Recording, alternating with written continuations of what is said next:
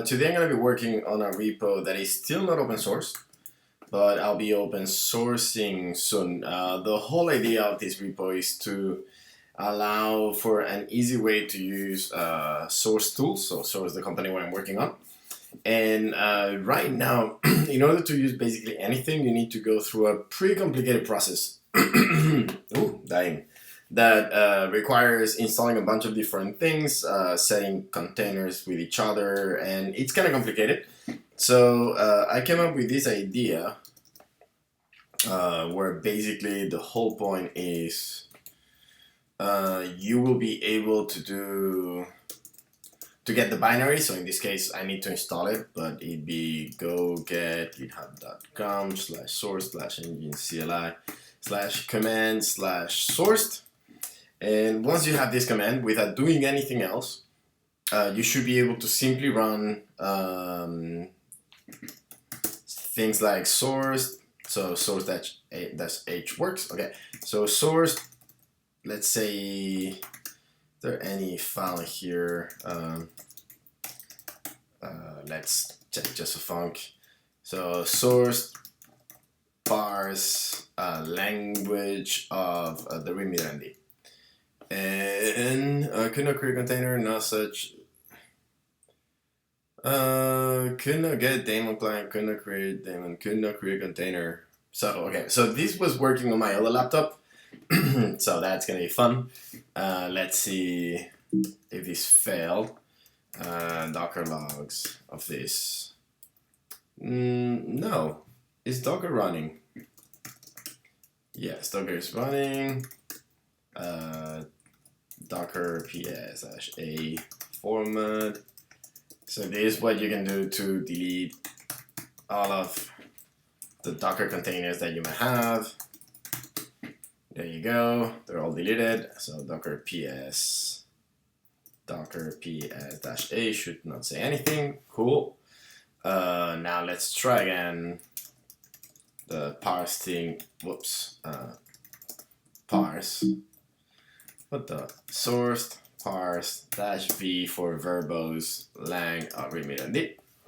Could not create container. Oh, the image does not exist. Okay, yeah, that's a problem. I have not pushed this yet, so that's why it doesn't work. Okay, this reminds me I should do it eventually, but I don't want to do it right now. So instead, I'm just gonna build those images. So if we go to that repo sourced engine CLI, you will see that you can go to so it's not Docker, but there's Docker files somewhere for sure.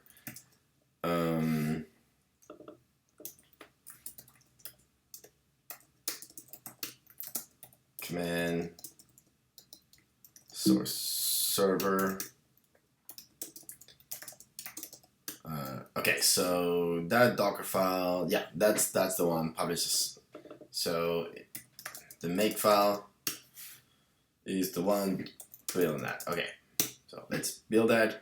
That will build a container that I'm going to be using. So just to give you an idea of how this works, which I think it's kind of interesting, is it has this little binary that you can download, and then it has a corresponding daemon running inside of Docker, and that daemon is a server that will start other services. So right now, when I do sourced init, what it's gonna do is just create that container. There is a server, and they communicate through this API here, which is written in protocol buffers.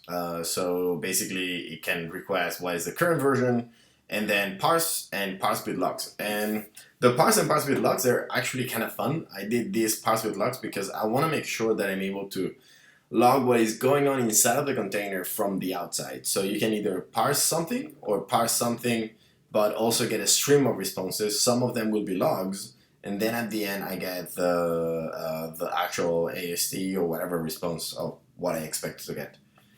Let's see. Oh, now 16 people. Hello, everybody. Okay, so now that the image is built, if I do source init, that will start a container. So it said the network didn't exist, it created a new network. Why does it create a network? This is actually kind of cool. So Docker, it used to have, it still does, but it's deprecated. It has links, so you can link different containers. Rather than doing that, what I'm doing is I'm actually creating just one port that is exported, which is the 4242, because 42 is the answer to everything. So that is the port that I chose for my daemon running inside of Docker. And if I do source parse, let's say language of readme.md, this should, there's no readme in this repo. I should fix that too. Let's say main.go. So that says directly this is Go. What happened is there was a message sent from the source binary, which is local, to this container here, right? If I kill it, let's rm-f of that. So if I kill that container and I do parse, it will start the daemon and run it directly, right? So the whole idea is that I can do all of the use cases without having to install anything. Now there's something more complicated, which is UAST. If you're UAST, what you're trying to do is getting the content, so parsing, actually dashboard.bblfsh. So this UAST is a universal abstracting syntax tree, and no matter what language you're using, you get these kind of roles, these kind of trees. That tree corresponds to whatever you are running in the code. So for instance, you can go, where is this clause? Okay, so that clause, a method invocation, there's an expression here, and the children are a simple name, PW, and then the other name is close, and that is the function. There's a method invocation. So that's basically what you get, right? So you can do that for Java, but you can also do it for Go and PHP and a bunch of different languages, and we keep on adding more. So in order to do that, you need to install bblfsh, and I do not have it installed on this machine, but hopefully when you do this, this should say, hey, like I've downloaded bblfsh, now it's running. Now I'm downloading the drivers for Go because you didn't have them yet. And hopefully soon should just reply with the abstract syntax tree of the program in main.go. If it takes a long time, okay, cool. So this takes a little bit because it actually needs to download a bunch of things from the internet, right? So if you do docker ps, you're gonna see that now there's a new container, bblfsh.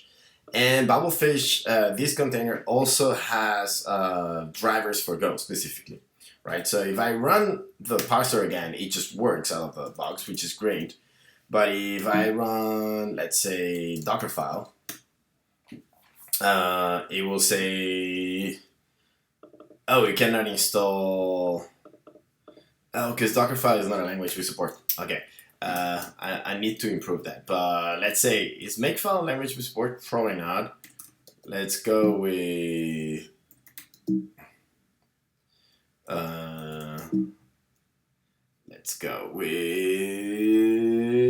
conferences and just get a readme.md, because now that readme we don't support it there. Okay, so let's see what, I'm just gonna write some Python here.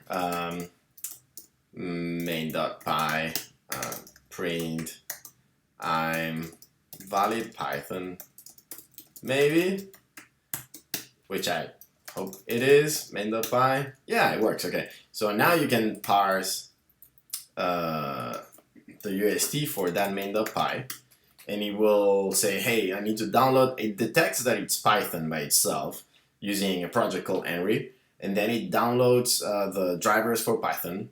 Which that's why it takes a little bit longer, and then it will just give the UAST, the abstract syntax tree, universal abstract syntax tree.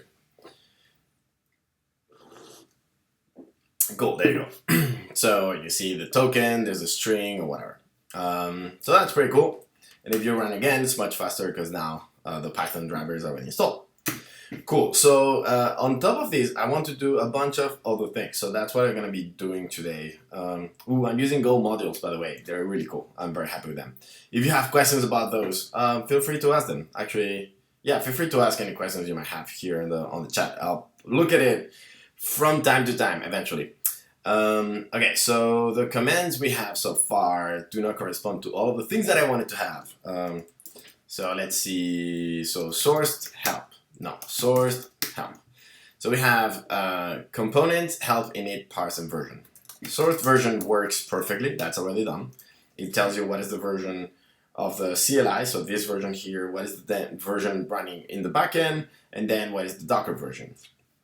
Then we have source parse UST, which also works, except that I didn't do. Okay, so one option is I could add this standard input. So whenever it doesn't get any files to read, it just sends the value of whatever it got in the standard input. Let's do that. Okay, so command component main.go. So in my commands in here, sure, update. Getting the latest version, yay! Did that fail? No, yes, yeah, it totally failed. Because I've changed tools. Let me update that. Let me just remove any modifications I have done there, because that's probably not something I want to have change. Git status. Oh yeah, I changed the slides to look dark, which is kind of cool. But whatever. Hard. Okay. Actually, git add this, and then reset her. Now we're clean. So now if I update, update tools, all of them. Okay. Cool. All right, so now it's working. Perfect. So in the meanwhile, let's continue. So we have our parse. In parse so far, we have parse UST command, parse command, and parse lang command. And what I do here is I say that parse UST and parse lang are subcommands of parse command. So that's why if you come here, whoa, that's big. Actually, probably a good idea. So if you do source parse, it will tell you that there's lang and UST. So we want to add something to the UST, and to the lang too, actually. What we want to do is be able to identify what programming language it is, just according to the content, right? So let's try to do it for the language. So to the language, we're using Henri. So we're sending these parse request. So we're sending these parse requests with the language and the path and the content.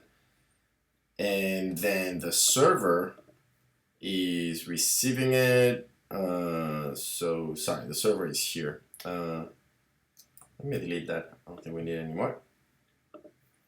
So the server is receiving it here, parse with logs, and parse. Okay, so this is the one where it checks get language. That is the code we are doing, and it requires the name and the content. Now the question is, will this work without the name? Probably not, actually, but let's try. So I'm actually gonna write a little test before I do the rest. So let's see, pkgm. All right, and we're gonna be using Henri. So not command to go. I'm mixing things up all the time. Command on the server engine.go. Henri get language. That's the one I'm gonna use, and that is here. All right, so we're gonna import that thing. And then we're gonna do Henri.get languages,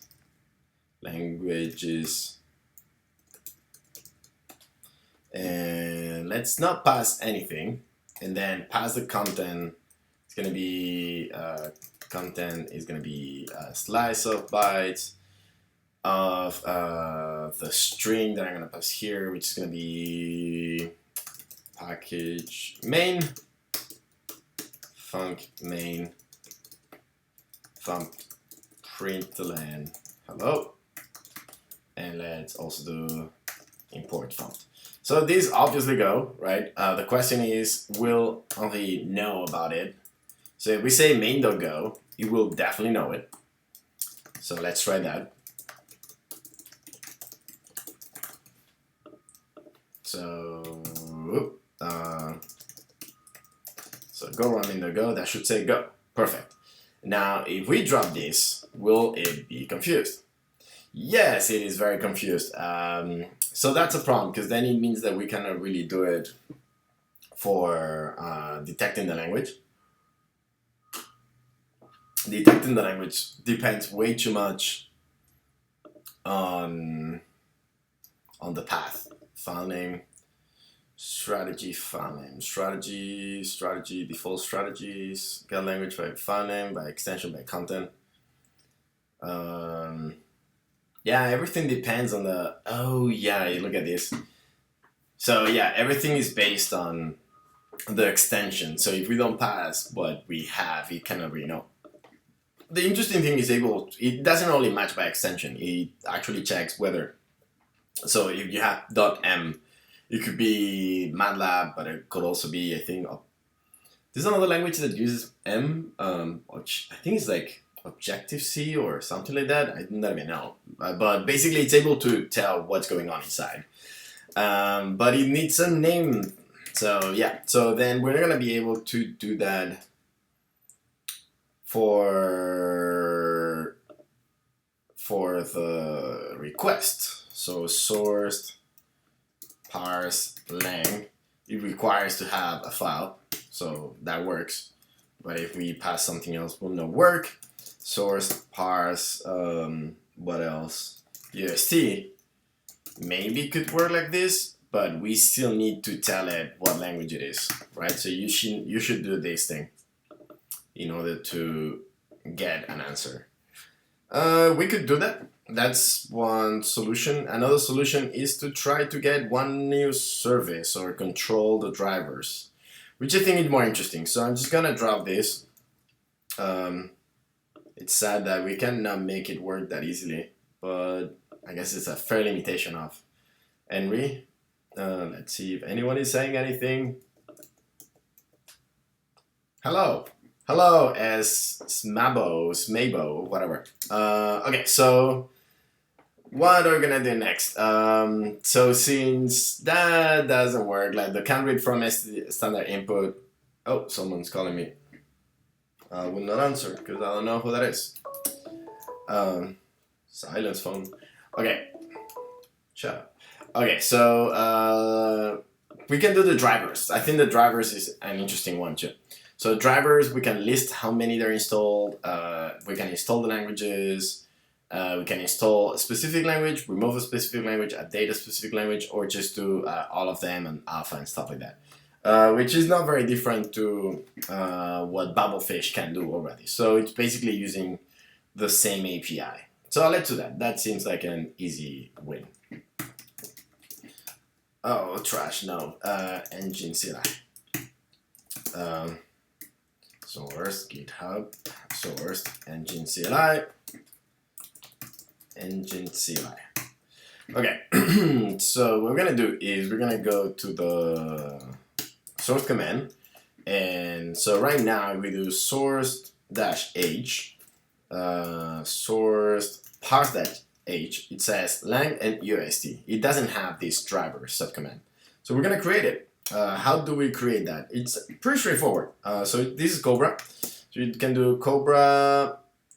Oh no, you cannot do that because Cobra add will only add the first level, so parse. As far as I know, maybe I'm wrong, but actually what we need to do is do something similar to what we did here. So we're gonna need to create a new command. I'm just gonna copy paste this part. So that's going to be parse drivers command, and that's going to be drivers, right? Commands, drivers, yeah. So drivers into manage language drivers, and this is not going to do anything, but we're gonna add it here. So parse command, add command, parse driver command. Now, but just doing this little modification, we should be able to see it. So go install, and then sourced parse -h. Oh, it doesn't appear. Interesting. Parse drivers command. Did I? Yeah, I'm on the right place. Parse driver command. Use parse driver commands. Use lang. Maybe I need to. Oh, maybe I need to do something to have a function, even though it doesn't do anything. So let's just write a function that simply says parse drivers Cobra. All right, let's try again. So go install, and cool. Now we got it. Okay, so kind of makes sense that it doesn't show because it doesn't do anything, but actually it will not do anything for us either. What we're gonna do is we're gonna have a bunch of them below. So we're gonna have the parse drivers list command, which is gonna be a new command.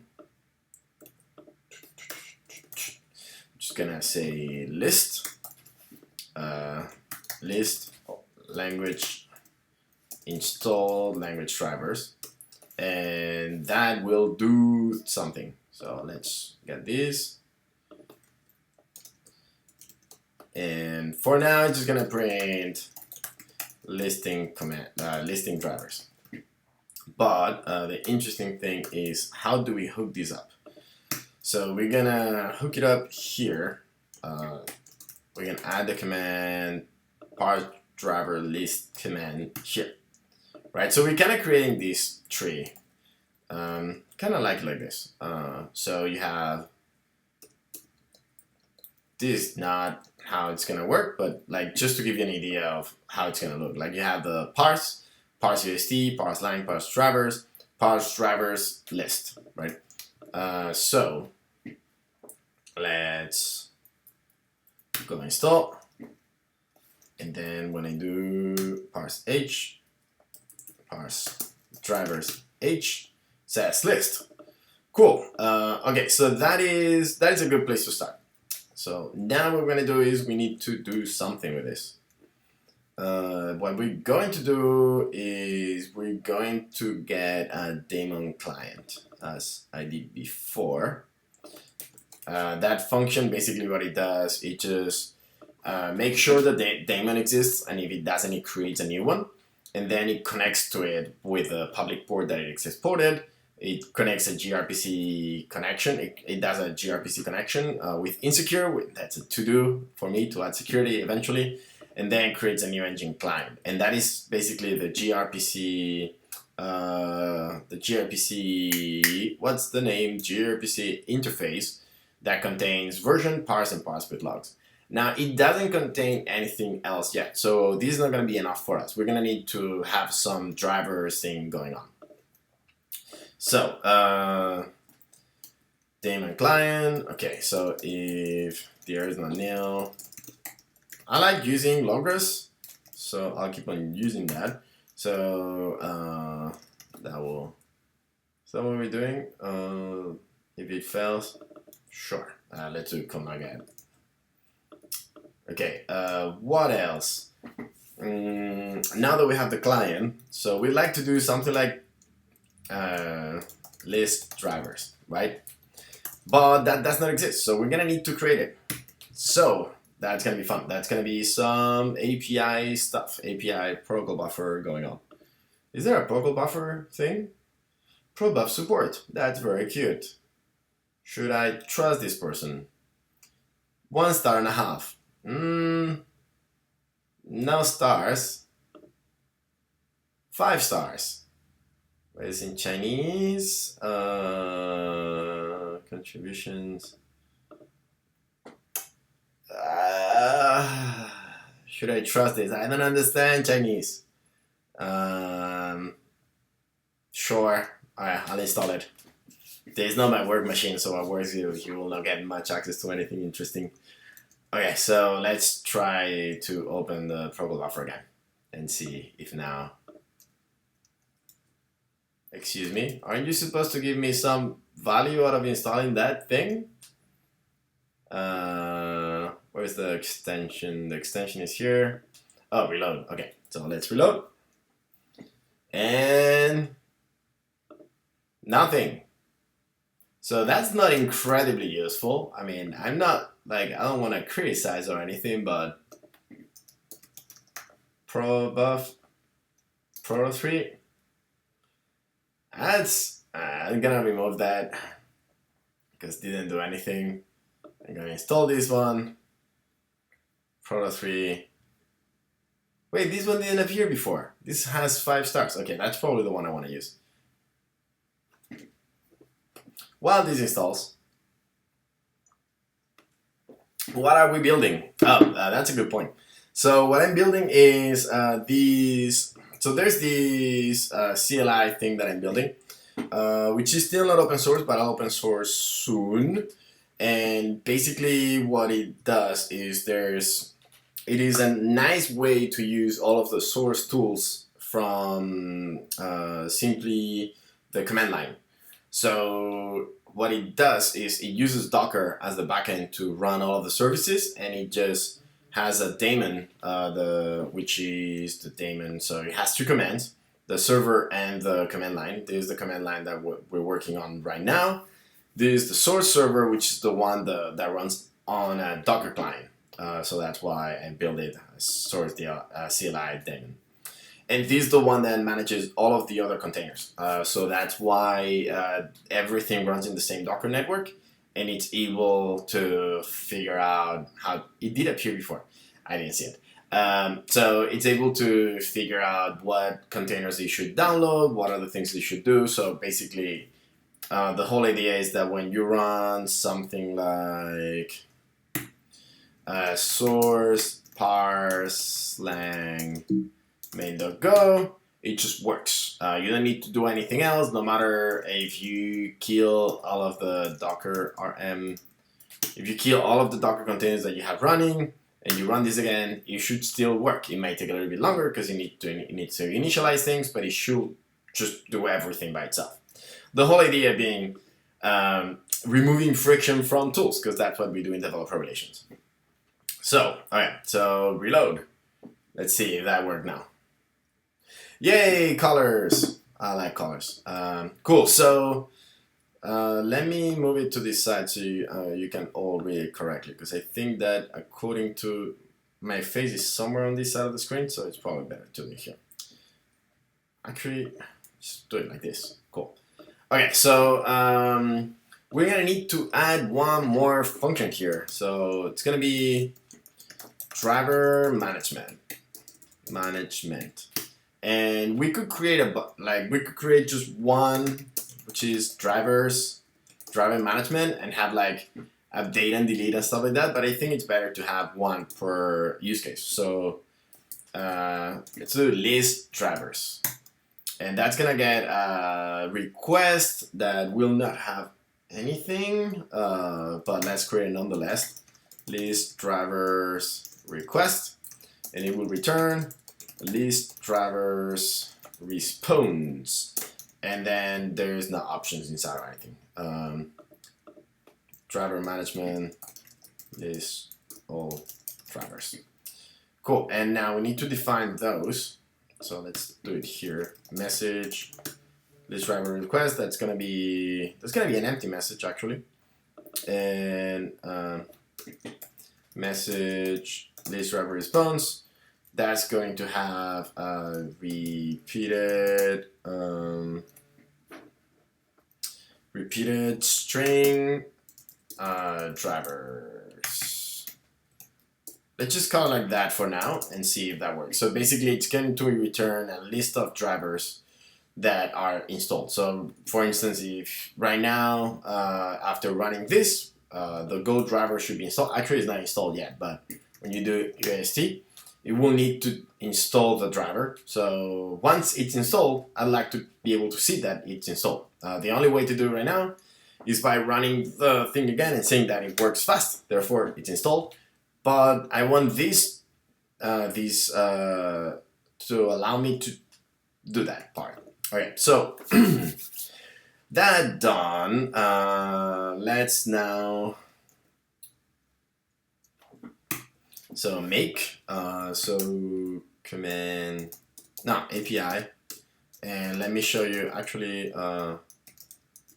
code makefile just to show you real quick. I'm using this Zenly proxy. It works really well, and it allows me to depend only on Docker to generate my protocol buffers. So that's pretty cool. So I can do a make, and it needs to download because I have not done it here.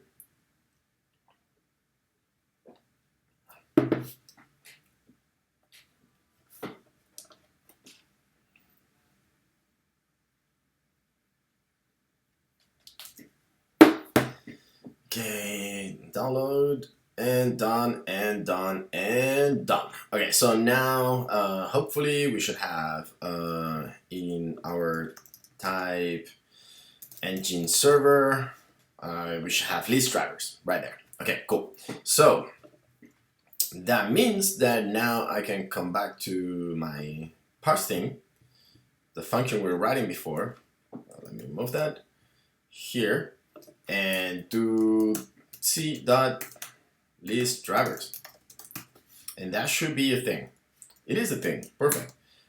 We need a context, so let's create a context.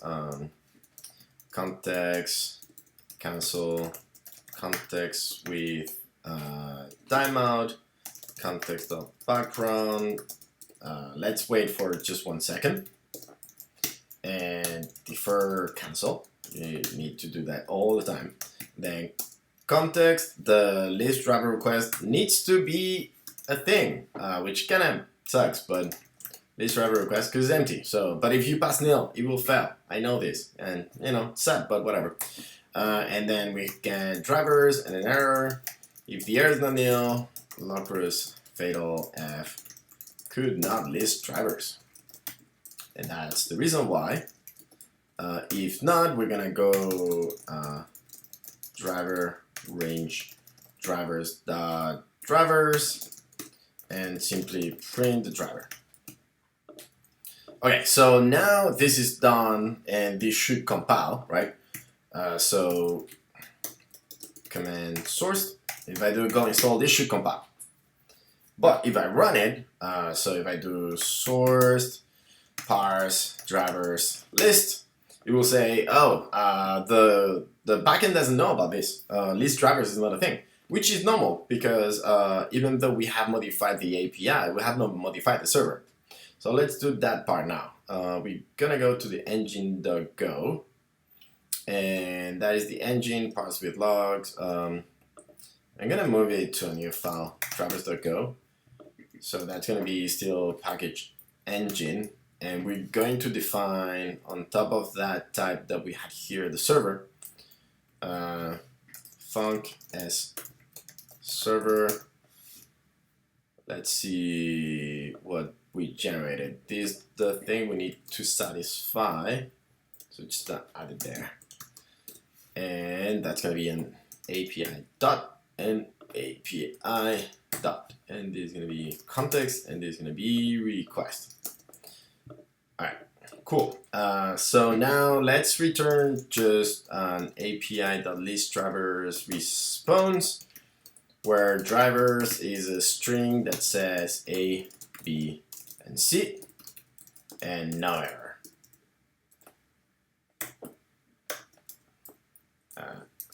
So this just to make sure that we can make everything work together. Then we'll implement this part. So now I'm gonna go to the source server and do make, and that will reinstall the whole thing. So I'm using Docker containers just because it's much easier. I would love to use multi-stage, but the problem is that when I'm using multi-stage and I pass it to Jesse Slim or to Alpine, libxml2 stops working completely. So that sucks. So instead I'm just using the whole big container. Which is okay. I will change that later because right now if we do Docker images, you're gonna see that the engine CLI source CLI daemon is 1 gigabyte. It doesn't need to be 1 gigabyte. It could definitely be something like 20 megs, 30 megs, something like that. It should be enough. But whatever, we'll do that later. Okay, so now we should do source init that will kill the previous daemon and run a new one that contains the changes we just made. And then if we do parse drivers list ABC, cool. So this works. We are running now the right code. And so since this is pretty good, I'm gonna check the chat again. The listing is obscured by your picture-in-picture thingy. What listing? I thought my face was covering only one side, but let me see. Where am I? Here.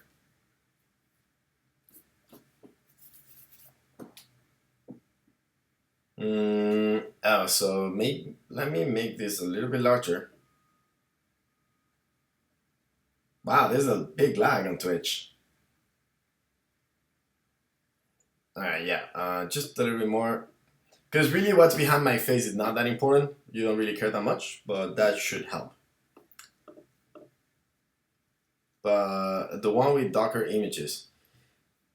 Okay, so let me do it again. Docker images. So yeah, now you should be able to see it. The source CLI daemon, it is 1 gigabyte. Not needed to be that big, right? But the problem is, if I do what I wanted to do, which is this from Debian Jesse here, and just copy the binary, that doesn't work because libxml2 doesn't work easily on stuff, which sucks. But we're actually migrating bbbfsh out of libxml, and we rerun the whole thing and go. So once that's done, then it will just work everywhere. So yay! But that's in the future. So for today, we just leave it with a large image. Okay, so now that we have this, the drivers are actually not stored in this container. So if I do docker ps, this daemon, but the driver thing is actually here. So we can see this by doing docker exec it. Actually, I had no it, no need for that. So if we exec inside of that container, which that's not a name, the name is this. If we do bblfsh ctl h, so that is, okay, so driver list. Nope. Driver.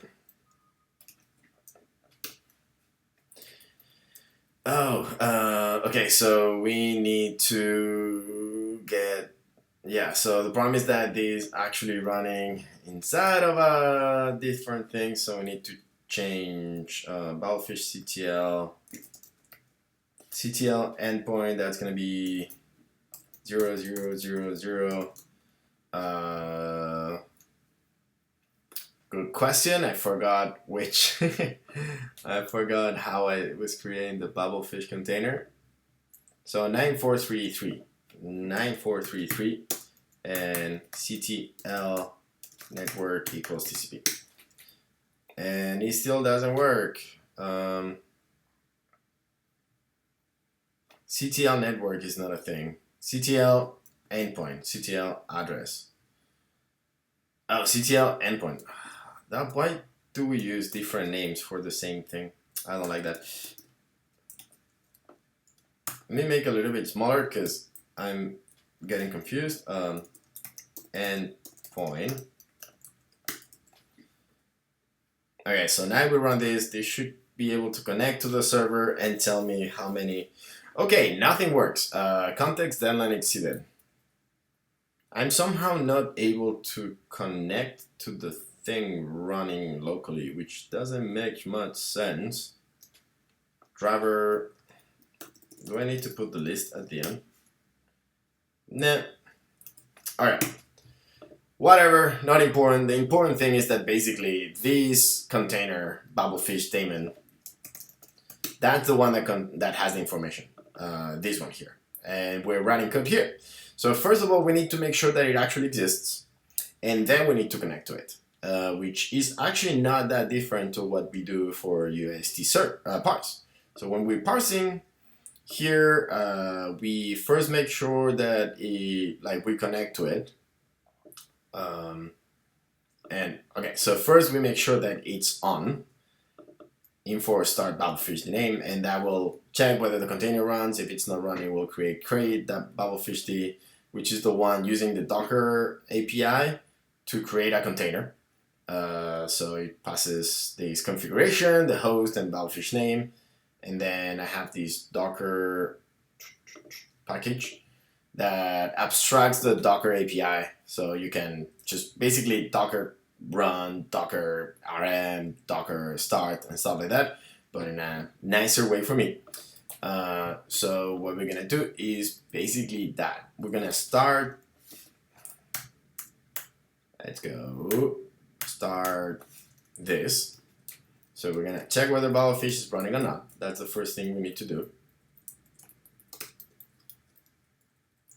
Then now we know it's running. We're going to connect to the control port. So it's actually pretty much like this. And you see this install driver and everything. That's pretty much what we're gonna do. Now again, this gRPC dial and driver client install driver and all these things, these drivers is actually also gRPC, but it's gRPC defined somewhere else. But once we have this thing, so we are connecting to the driver, then driver client dot please autocomplete.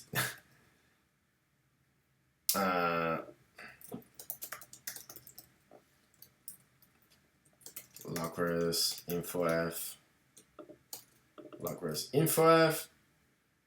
The language, I'm not installing anything yet. Okay, why is this not auto-completing?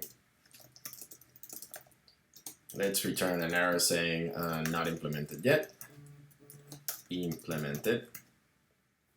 This should complain about not being not used. Okay, but what I want, let's call it client, is to do client dot. Okay, there you go. So driver states context driver request. So that's gonna be bbbfsh driver request, list driver request, driver states let's see, driver states request. Is there a list? Client dot driver instance states, driver pool states, driver states, install driver, remove driver. That's a bad API because I have no idea which one to call. Context, driver request, bbbfsh dot driver states request.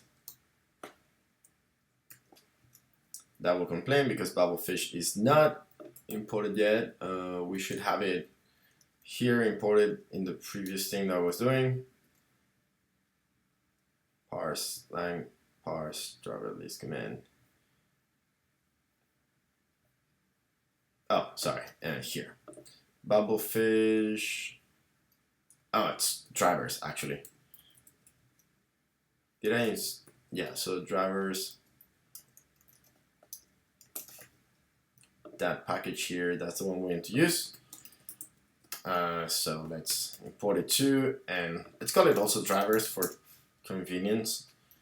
And this should be drivers, driver server request. Okay, and that's empty. Cool. So let's see what that replies. So if error is not nil, I'm going to return errors.wrap error could not list drivers from bbbfsh, and otherwise rest dot errors response state status response dot status. All right, let's just print it. So I'm going to print that whole thing. How? Let's do it to JSON. So this is something I do all the time. It just shows me, it's easy to see what's going on when you do it like this. So JSON dot Marshall indent of the response, no, and then here, and then I can do log rows info f response is this, which is J, returns nil and that error. Alright, so that way we'll be able to see, to start with, whether it works at all and what is the response that we're receiving. Okay, so go, so we're gonna make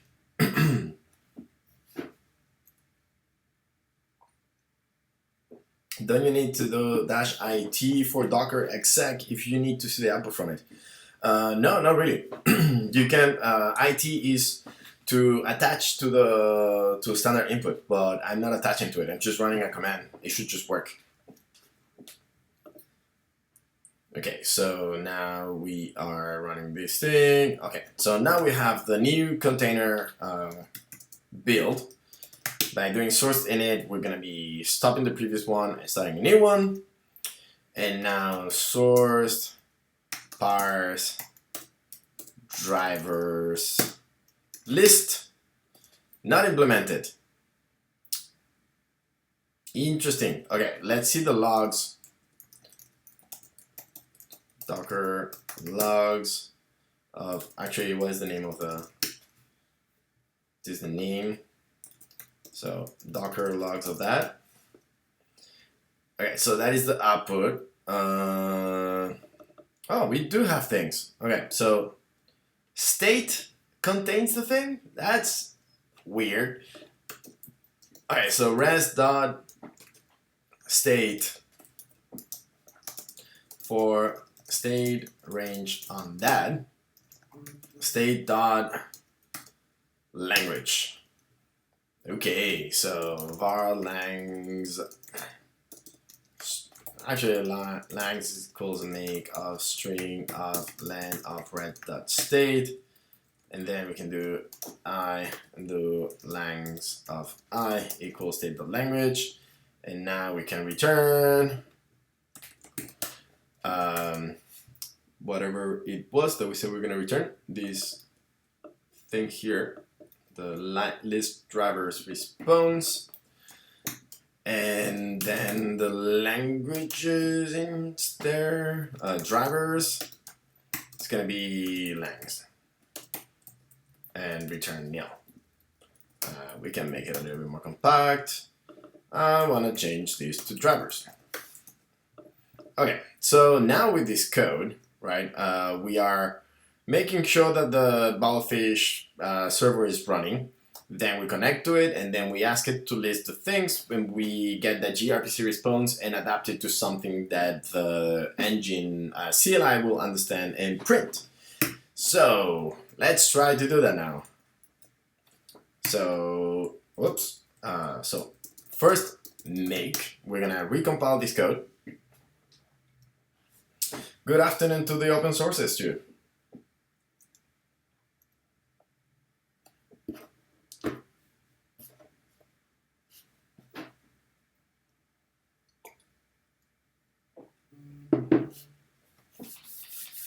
That's slow.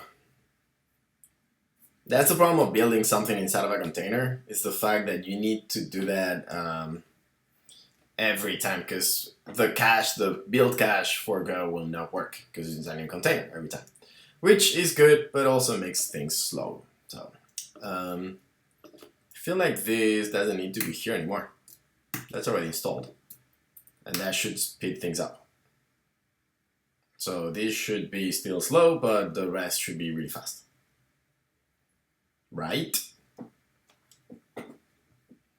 Because we have libxml installed up there anyway, so. Wow, compiling is very slow on this container. It's interesting. I wonder, we just still don't have Go 1.11, unfortunately, but that might be a little bit faster. Okay, so we have the container compiled, we killed the previous one and start a new one. And now if we do source, parse, drivers, list, we get Go, which is what we wanted. Now source, parse UST of that's I'm gonna do this straight. Source parse UST of I'm gonna force the language to say this is Python, but pass may not go, because who cares? The important thing is that this is going to try to install the Python driver. Will take a couple of seconds because it's installing it. Once it's done, and it takes a long time, so it's just downloading the driver from, which is a Docker image too. There's Docker everywhere in this. As soon as it's done, it should fail saying that I cannot parse this because this is Go and trying to parse it as Python, so that's normal. But now if we do driver list, it says Python and Go. Cool. Okay, so we have Python and Go, which are installed. It would make sense to give a little bit more information. So let's see, the drivers, on top of this, we get state, native version, OS, status, version. We should probably also give the version. So yeah, so let's do the version 2 and state dot build Go version language. I don't care about the build, the Go version, the language, the OS, the native version. Yeah, I just care about the version itself. Okay, so I'm going to do this thing, which, you know, why not? STS. Nah, that's very ugly. I was just gonna put everything in a single string, but that's not cool. So instead, we're gonna modify the API. So the response will say repeated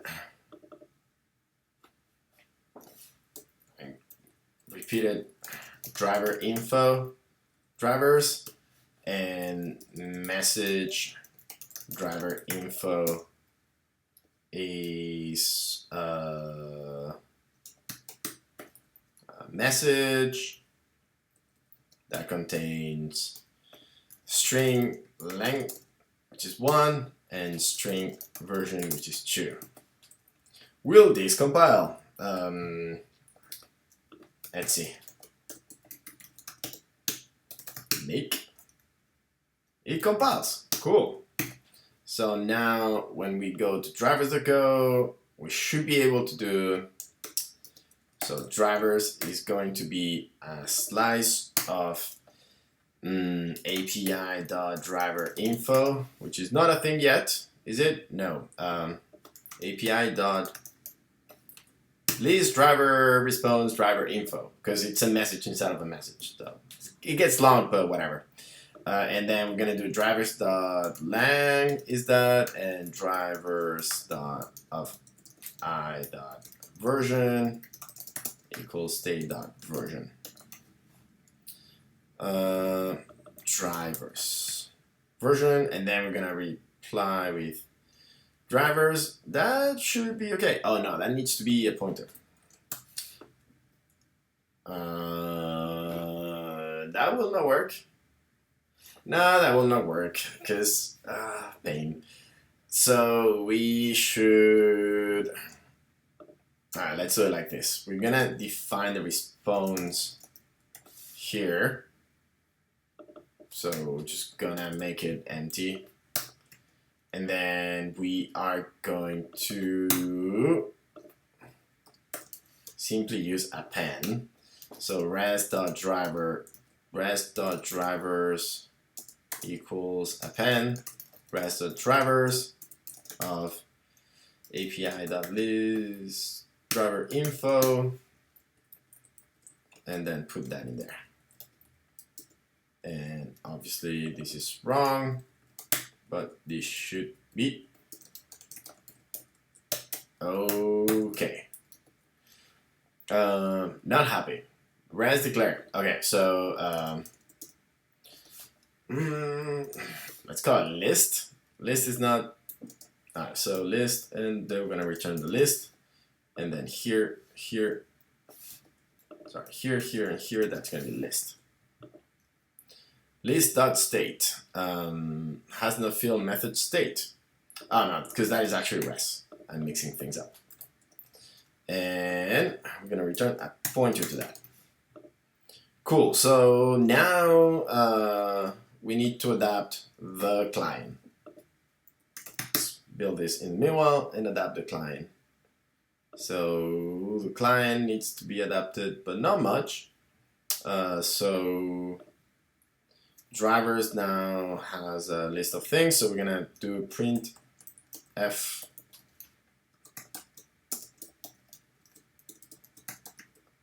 Let's try to do that.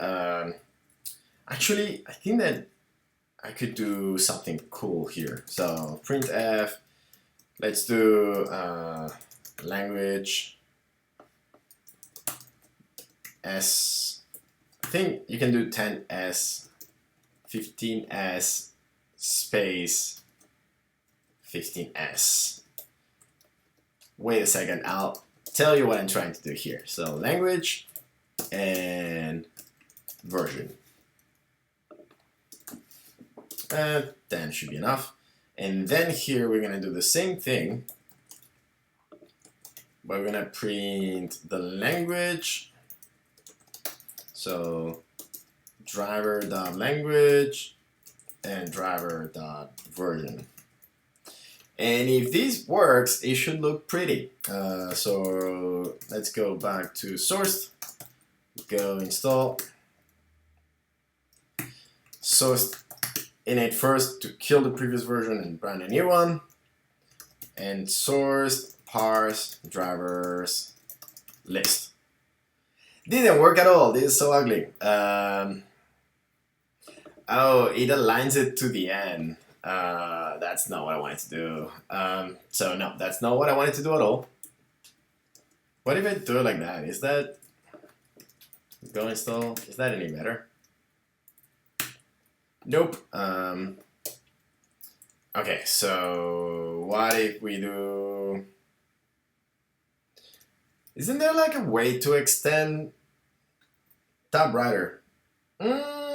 True. Actually, that's a good idea. Tab writer.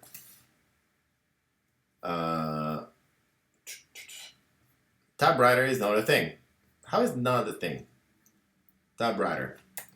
io dot. No, there's a tab writer somewhere, right? I'm not trimming it. Golang tab writer.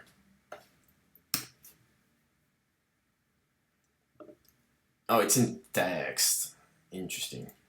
I don't think I've ever used this package. That's cool though. So writer init. So min width, tab width. Okay, so let's run it and see what it does. That's pretty much what I want to do. That's a good. Yeah, no, it's not IO.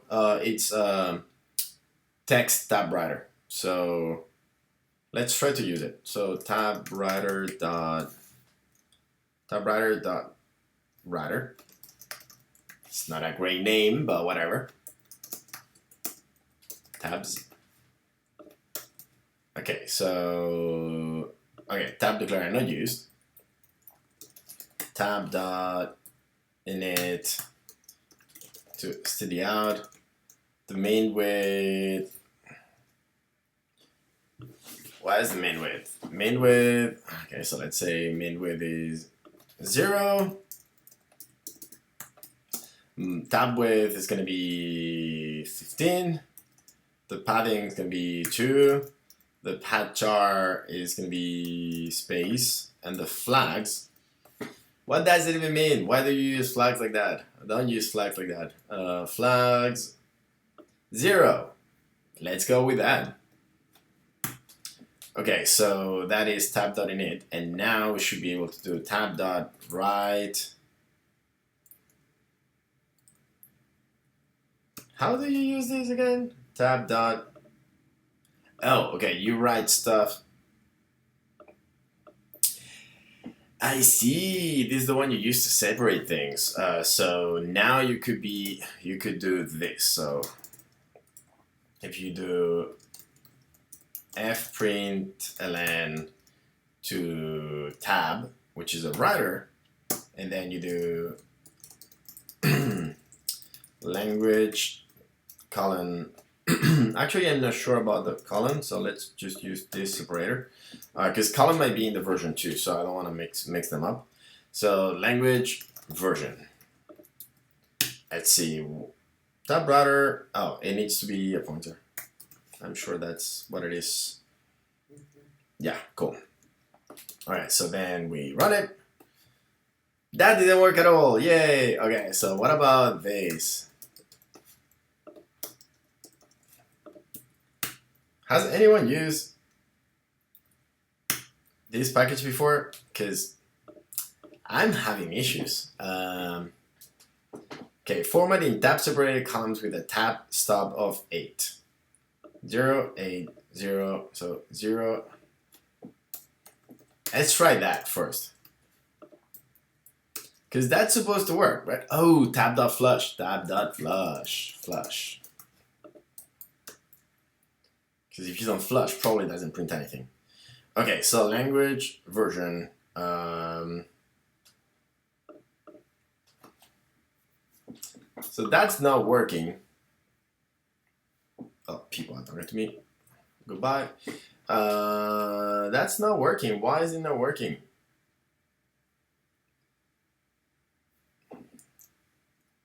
Am I doing something wrong here?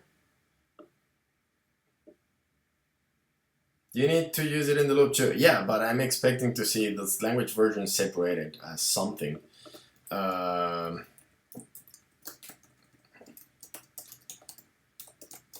gonna make the name as they were using there. So W, and this W is not necessary. And then we're gonna do defer of that, and fam.f println W of s f print f. Oh, that's why. No, that should work. Fprintln here is correct. Fprintln here should also be correct. And the example, they are not using, yeah, Fprintln. So you need the line at the end. And now go install. Okay, so we just need padding to be something larger. Go install. That looks pretty good though. Cool. Okay, so that looks good. I'm happy with that. So yeah, thanks Mabo for the suggestion of using tab router. I never used that before, and it makes it look really good. It looks like Kubernetes almost. Should I try to do and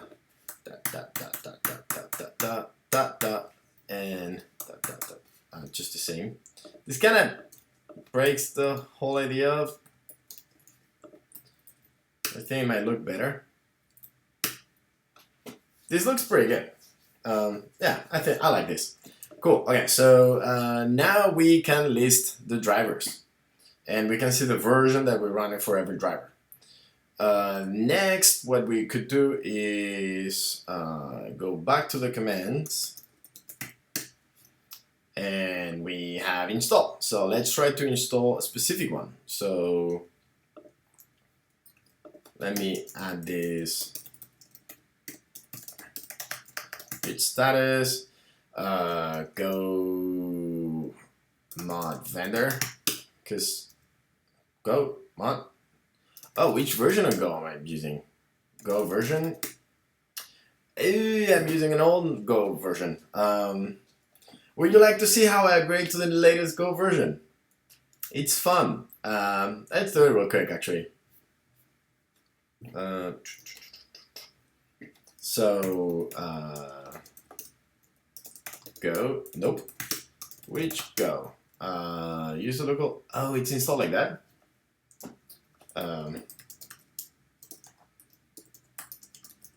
Is it a link? Yeah, it's a link. Oh, it's installed with Bro. Bro update. Go. How is it installed? No, Bro upgrade. Every single time I get that wrong. Let's see. Would it upgrade to the new one? Highly doubt it, to be honest. If it's very new, so I don't think Homebrew knows about this. But let's try. Why are you so slow? It's already installed. Thank you. Yeah, but what I want to do is go 1.10, 1.11. Whatever. We will not be using that for today. So git status, git add, git commit -m, add support for sourced parse drivers list, and git push origin master, because I'm not doing PRs yet. I'm just pushing everything. I'm working on this by myself, so I'm just pushing everything, and then I'll ask for a review sometime eventually. Cool. So it is 11:09. There's 23 people watching, so let's see what else we could do. So I could add a new command, which is that command that I was saying about how to install a new language. Another option would be, so data, that's not something we're going to be doing yet. This, I'm going to be deleting it. Drivers. So yeah, we could do install this, or we could try to get that's really cool. It might be hard though. Try to get a new component, which is the SQL component. So SQL, what it will need to do, similar to parse. Parse needs to start a new server, the bblfsh server. SQL will need to start also a new server, but this server is the gitbase server. So gitbase, when you run it, basically, so gitbase server on source, at least one git folder or civil folder must be provided. Source, github.com, can't probably just fuck.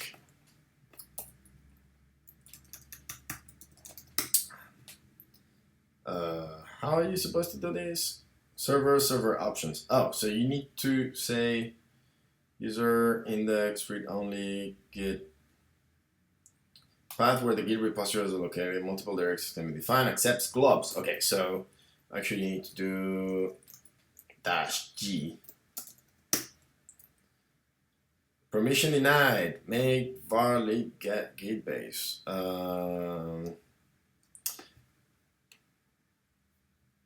Unable to start the database server.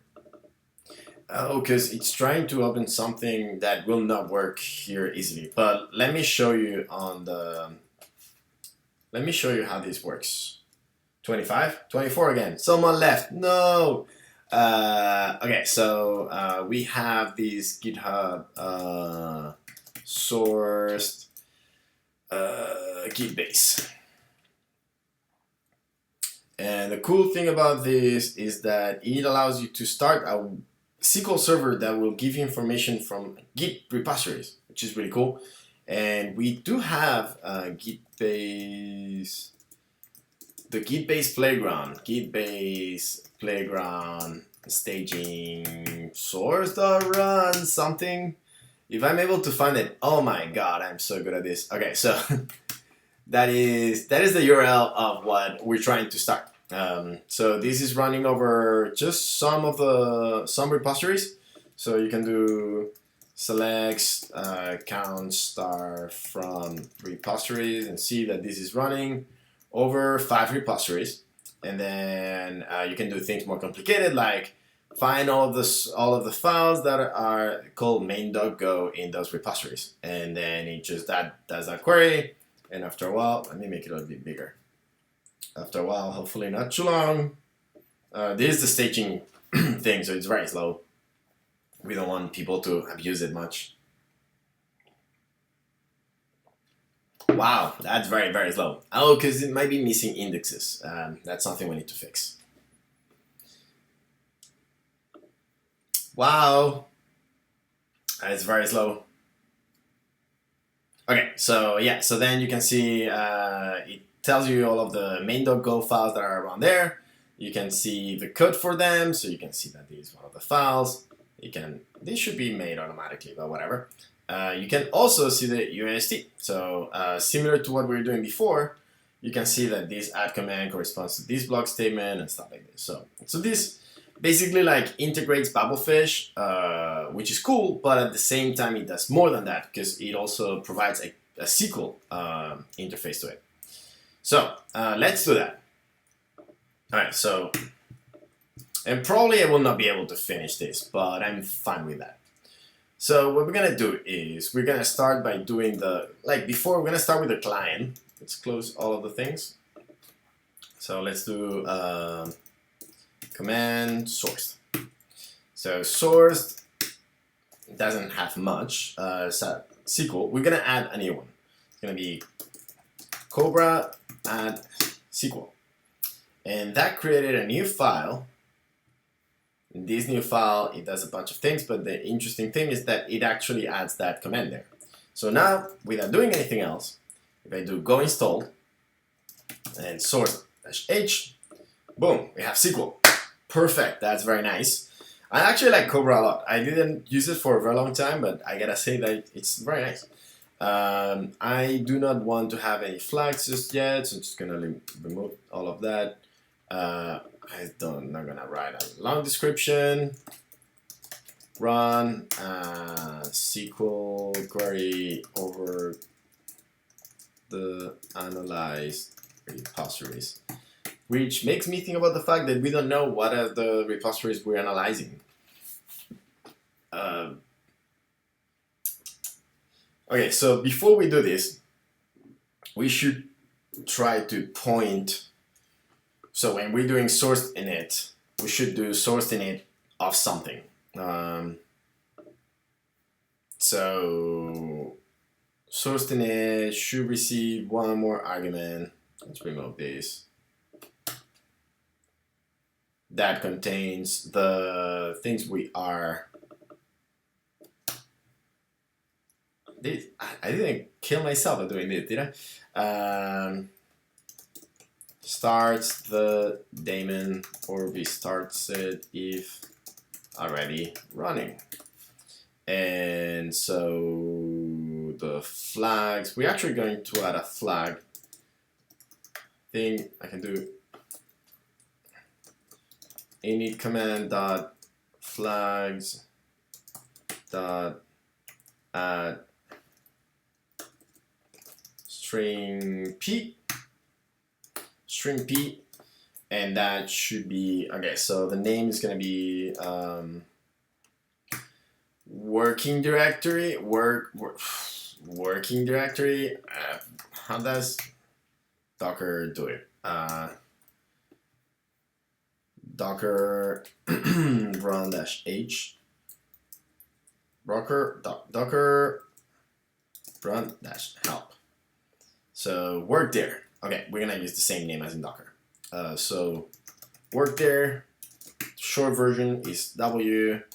The value will be the current directory. Why not? And the usage string directory containing the source code to analyze.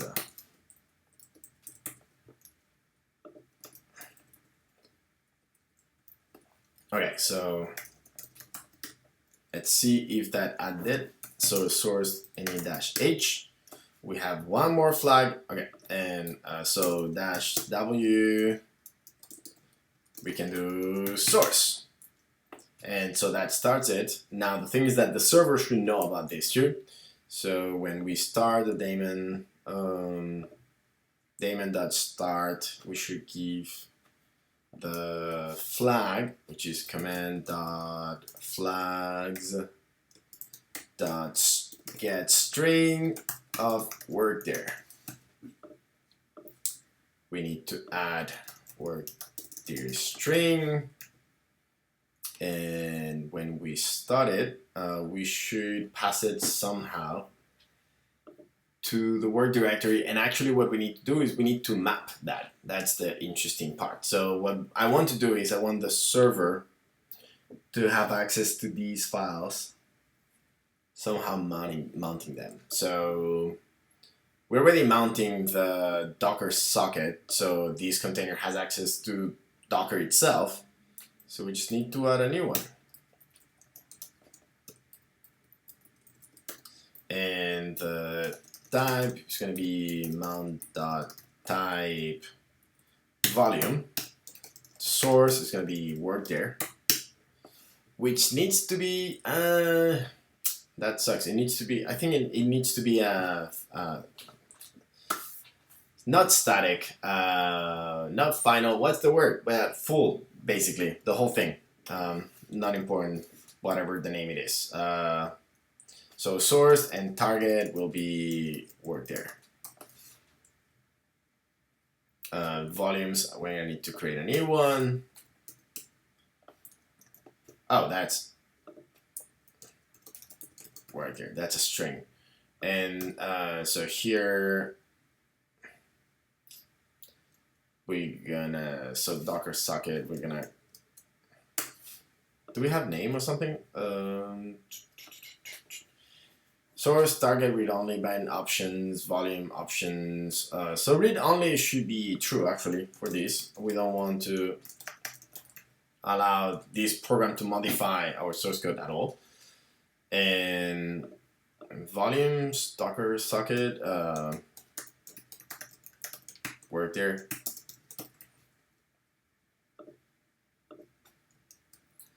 Will this work?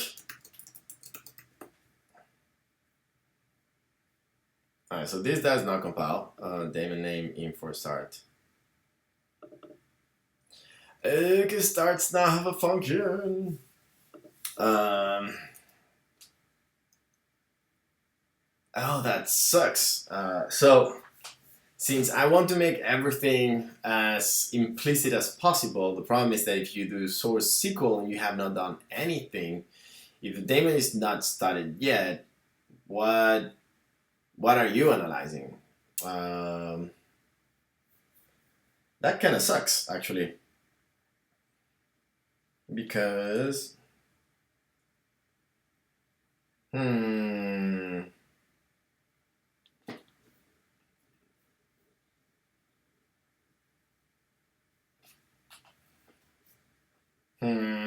that's drama.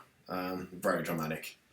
So, start is not of the right type now because it receives this parameter. And we're calling that client thing for basically everywhere we want to connect to the daemon. Okay, so let's go back. Let's not map it here yet. Let's leave it as is. And what I'm gonna do instead is, so just so I remember, log runs, not log rows, warn f, ignoring, totally ignoring, work there.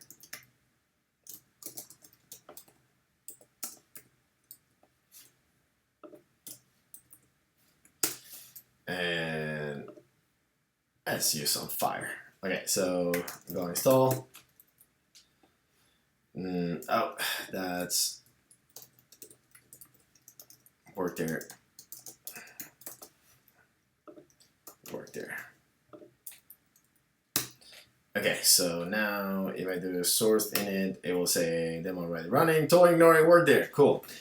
So that way I will not forget about it. So instead what we're gonna do is we're gonna work on the part where we're gonna try to start the container itself. So when we do this, we're going to need to check docker info or start. Let's see how I did it for this one. So we have daemon.client. Yeah, so that's the first one actually. We need to get the daemon client because the rest is going to be internal. So daemon.client and c.sql. And we don't have that. So let's do it. SQL stuff. RPC SQL request, returns, SQL response. And maybe this is a good case to say returns a stream of responses, but we'll see that later. Basically, it might be a good idea to say that this is able to return RPC, no RCP. It's able to return more than one response, so one row at a time. But for now, let's not do it. The request is gonna have the string query and message SQL response. We have repeated row response, repeated rows, and the message row will have, let me put that semicolon there, repeated column,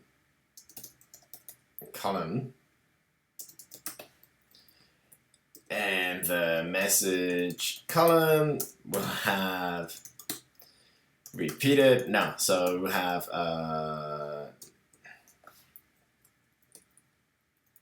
actually,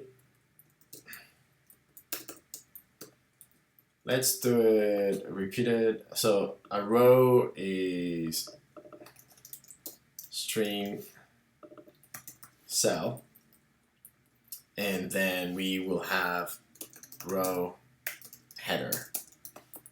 So that will have a header, which is a row that contains a bunch of cells, and then for every row that we get extra, we get it there. Yeah, that seems okay. What type do you have and what do you need? What type do you have and what do you need? Spabo, I have no idea what you're talking about. Sorry about that. What type do you have and what do you need? Yeah, I have no idea what you're talking about. Sorry about that. Okay, so we have the SQL request, the SQL response, and we have the RPC SQL. So now we can go to the API and make that new API. Now, here I can do t.SQL, a context, so context cancel, context.with timeout, context.background, and let's say we're gonna let 5 seconds.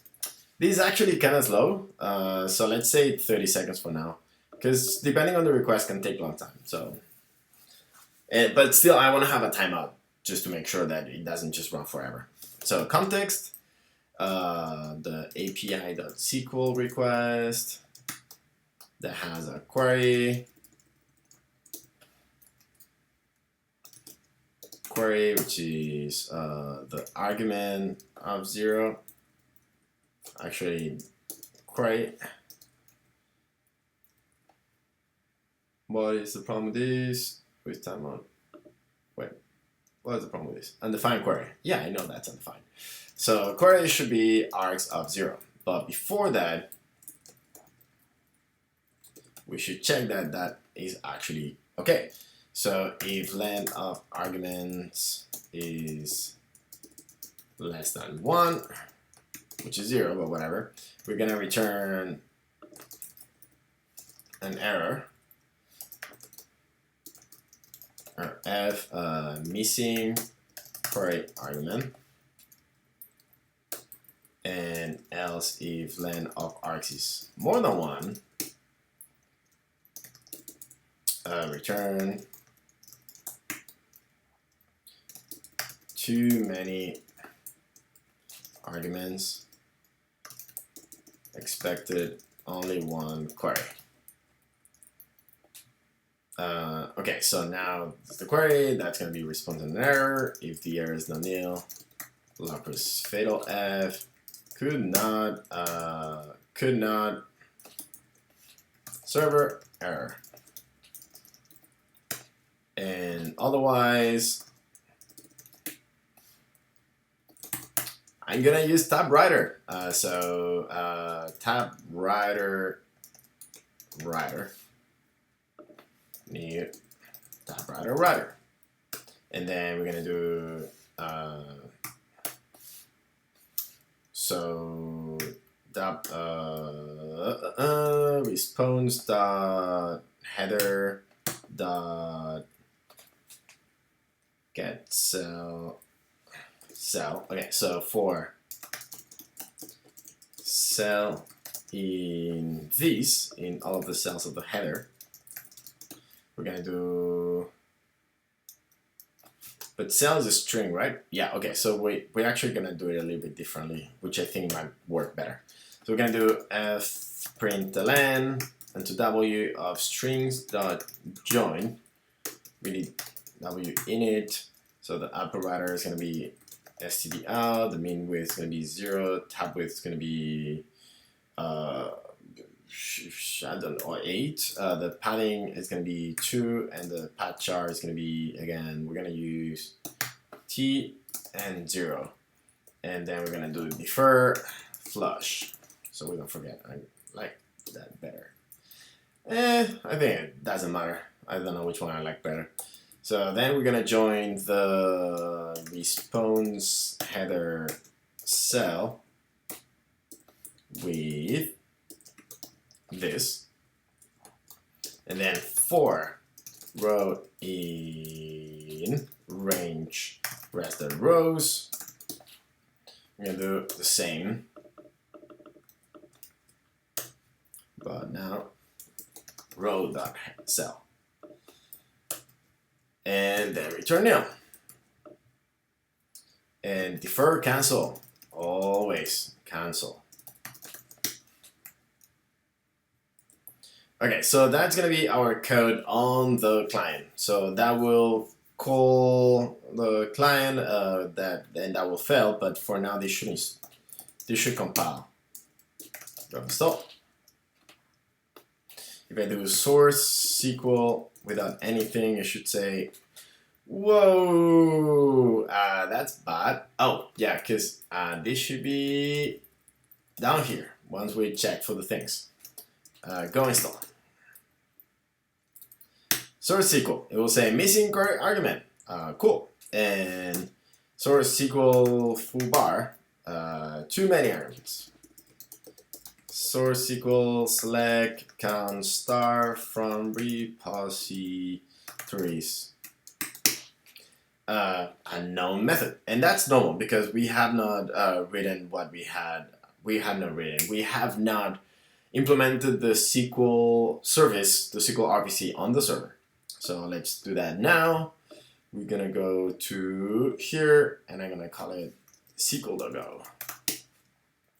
And we're gonna do something quite similar to drivers in that we're gonna define a new one. So package engine, and we're gonna have the honor to implement SQL. This one here. Oh, that's a client, sorry. Type engine server. That is the one we want to implement.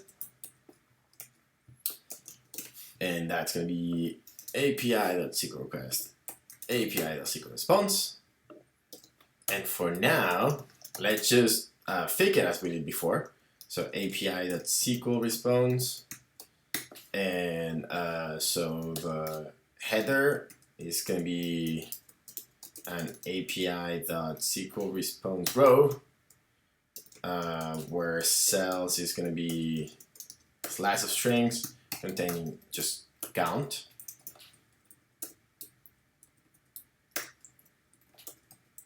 And the rows is going to be a slice of pointers to API SQL response row.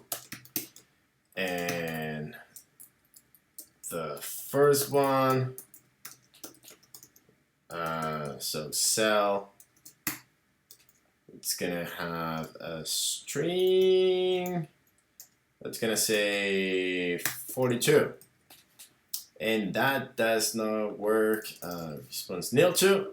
All right, so that worked. So that should print then just count 42. So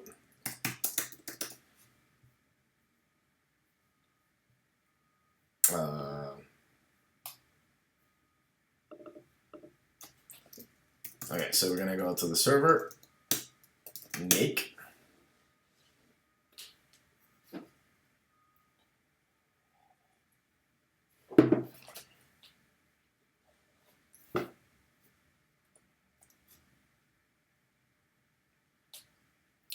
So slow.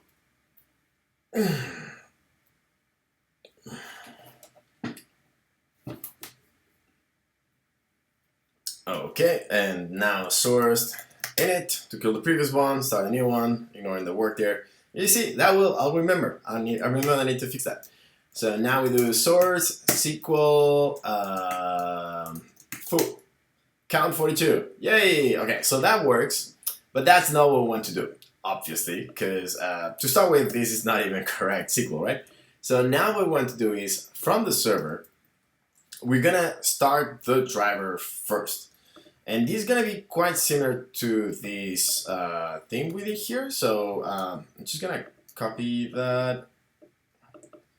I'm gonna move into return nil and a new error not implemented. Implemented.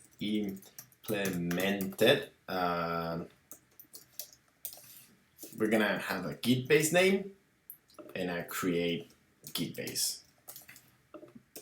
The gitbase name, it's gonna be CLI.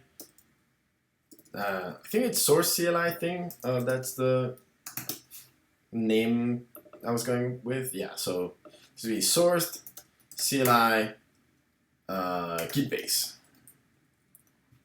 and we need to implement create gitbase. Create gitbase. It's gonna be a function that doesn't do anything, that doesn't get anything and returns an error. Error F, could not even. Okay, so that compiles, cool. And now what we're gonna do is, so the first time we're gonna check, so that info or start, what it does is it checks whether the container is running. If it's running, it returns the information of that container. If it's not running though, it starts it, and that is the function it calls, and then it then returns the value, right?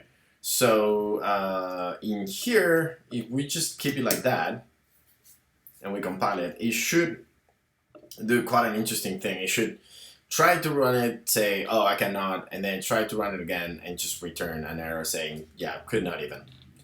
So let's see whether that works.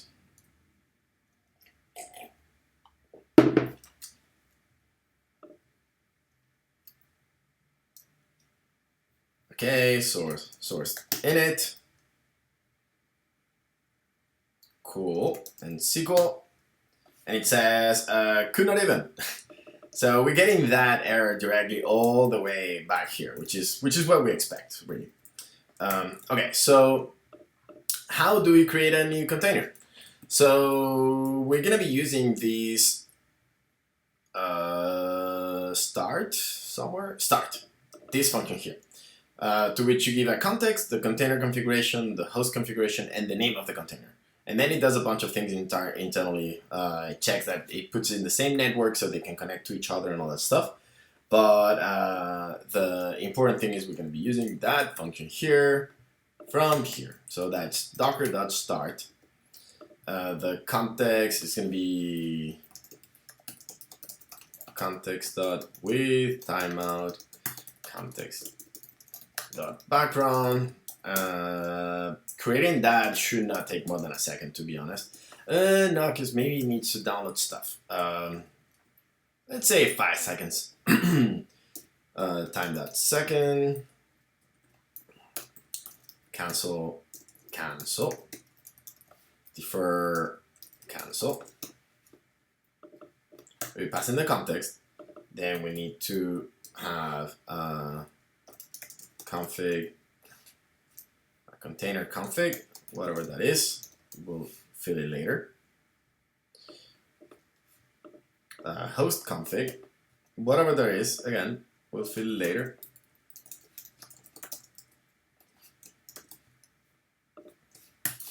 and the name is going to be gitbase name, and not error. That's the call, and we're going to return that error. Okay, so that will not work because we're not passing anything, right? So we need to fill this up. So config, the host name, the domain name, all of these things we don't care. The user we don't care. The OpenCD we don't care. The command we don't. Do we care about the command? We care about the image for sure. So image gonna be sourced gitbase. And to make sure that we're doing this correctly, let's check on the gitbase thing here. Docker run. There's not a way to run Docker easily. Further reading, getting started. So running with Docker. Okay, so this is the one we want to do basically. We need to map something here that is the part that's gonna be fun. But for now, we give it a name, and then the port 3306 is the one that is exposing. The name of the Docker run, name gitbase, source gitbase latest. Okay, so that is the name we're going to be using. Also, it's gonna maybe you need indexes, but that we'll do later. So if we do source gitbase there, and then whoops, we do not want to expose any port actually because we're in the same network, so we are able to do this anyway. We're able to connect to the server already. What other things did we do for the engine? So where's create bblfsh? Create bblfsh. It just passes some extra things. And then host config. We don't need to do anything like that. So I think that's it actually. Which is pretty cool. So will that work? Let's see. So this might start a container and put it already in the good place and everything. What are you building? I'm building a magical thing that allows me to run just one CLI from, so this CLI I can show you, sourced. That does a bunch of things, but one of the things it allows you to do sourced, parse, UST, let's give it a file, source, GitHub, point justforfunc, 35 minutes ago. And it gives you this abstract syntax tree. Now, in order to do that, it is actually using a bunch of containers in the background. So it's using this bblfsh, let me put it so you can see it. This daemon, which is the one it connects directly, and the daemon starts other containers inside. Basically, I'm using Docker from the client to connect to the daemon, and the daemon also has access to the same Docker host because I'm mapping the Docker volume, the Docker socket, sorry. So then the source server, the source CLI daemon was able to start bblfsh, and now once this is working, let's see if I'm able to, if this works. So if I do source init, that will kill the previous container, the container running CLI daemon. So docker ps CLI daemon, it just started 5 seconds ago. And now I can do source SQL select count stars from repositories. And that should start a new server. Not implemented. Oh, but I'm returning not implemented. But that might have worked actually. So let's do docker ps. Cool. Okay, so now we have gitbase running. You see, that is exactly what I wanted to do. Very happy with that. So now I should be able to send that request to gitbase. Now, how do you connect to gitbase? Well, it is a SQL thing, so maybe, just maybe, we can actually just connect to it. SQL. Let's see. Import SQL thingy? Database SQL? Is that a thing? I think it's a thing, right? SQL dot. Now, let's see. Golang SQL. Database SQL, that's a thing. Why didn't it autocomplete? Okay, so this provides a MySQL interface. So if you want to do MySQL, SQL drivers are here. MySQL,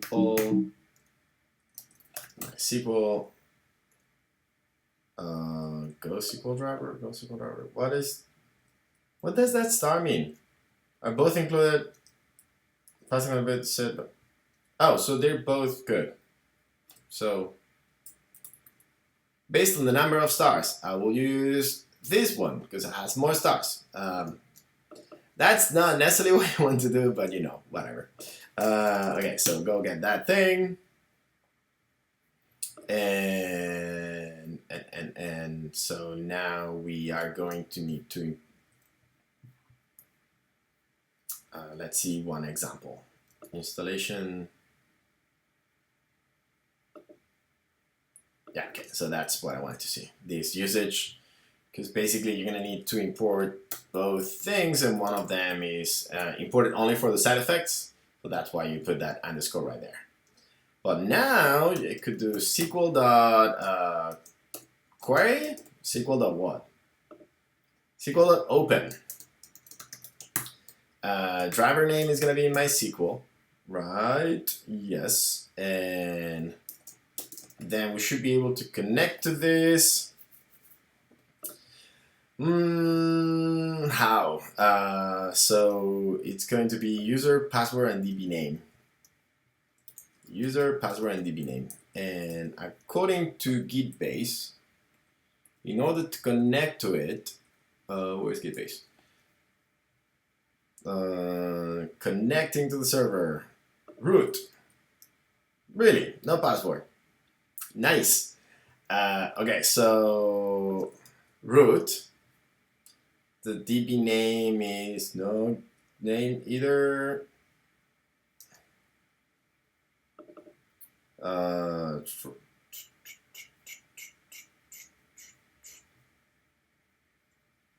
Really? So I can just connect to it? I don't think that's gonna work, but let's try it.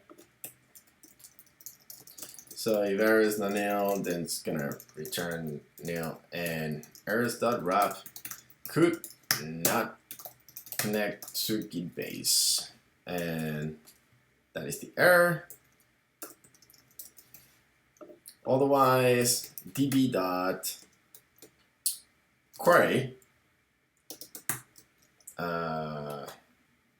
context request.query, and that's going to return rows and an error. If the error is not nil, then return nil errors.wrap error could not run query, or query fail, SQL query fail. Otherwise, the rows are things, rows.columns and scan column type columns. What is columns? Okay, so that's the columns, and an error. And that's a function. If the error is not nil, then return nil errors.wrap error could not fetch columns. And then rows next result next.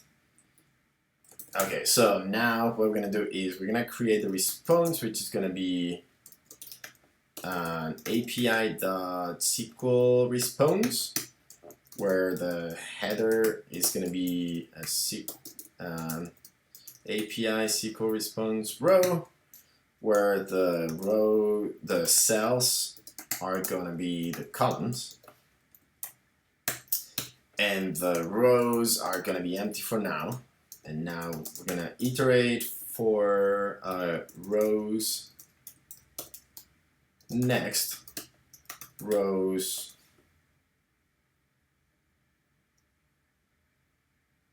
scan.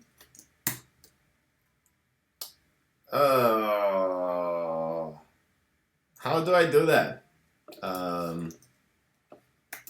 Golang SQL. Oh, it's actually here already. So when you do a query that returns rows and scan name. Yeah, but if you don't know what you're getting, how do you do it? Like I don't know how many results I'm getting, right? Oh, I guess I do. Because I have the number of columns. So if I do values, okay, so if I do values equals make string of the length of columns, then I could do values ... and then I'm scanning that. I don't know if I'm very happy with that, but can I use string into? Oh, okay. So that's gonna be that size of empty interfaces, and then for I range values of I equals it's just a string. It's kind of annoying, but whatever. And now we can do that, and then we return the response and nil. Now this could fail, so if that fails and the error is not nil, return the error, so nil and errors dot wrap error could not scan row. This should return rows dot error, just in case. Actually, we can do errors dot wrap of that error closing rows, closing iterator, closing row iterator, English. Okay, and so once we do that, we do so for so we're going to res.rows equals append res.rows of API.row, where that's painful. I wonder if I can do something better, but I don't see exactly how right now. So strings is a make of interface length columns, length values, and then I cannot do copy from values to string, right? Because that's a different type. Oh, I can. That's an interesting thing. Let me see if I can do that. So if I have two different types, SQL removed it. Yeah, nobody put it back. We're good. Okay, so you have var. So there's a bunch of interfaces, and there's 5 of them. Actually, let's do it like this. So interface, and there's 1, 2, and 3. And then we have strings, and that's make slice of strings of the size of is. And then I do copy ss to is, and then I print ss. Will these work? No, it does not. Which, you know, that makes me happy. But why doesn't this complain? Oh, because I'm dumb. There's a string. That's the whole point. Alright, so for I range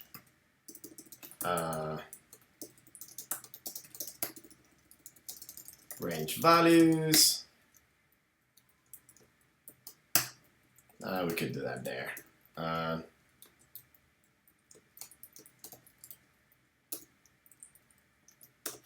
We have 1 row, and then row equals that row dot cell equals append row.cell. This code is incredibly painful to write, to be honest, but you know, whatever. And row.cell, and finally we want to do a v as a string, and we don't need this anymore. Okay, so this will probably not even work because I'm sure this will not connect. But if it ever connected correctly, I will run the query that I've been given, and then I create the columns. I fetch the columns of the result. I put that into my response, and then for every one of the rows, I need to create a new. I need to scan it again.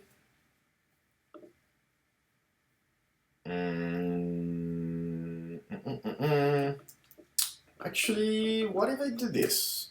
So now, because scan will scan the whole line, right?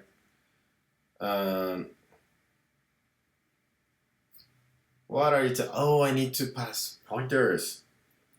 Scan copies the column in the current row in the values pointed at the number. I don't know, it can be a slice too. No, it needs to be pointers. That is so painful. So this needs to be a pointer to string. Need a string.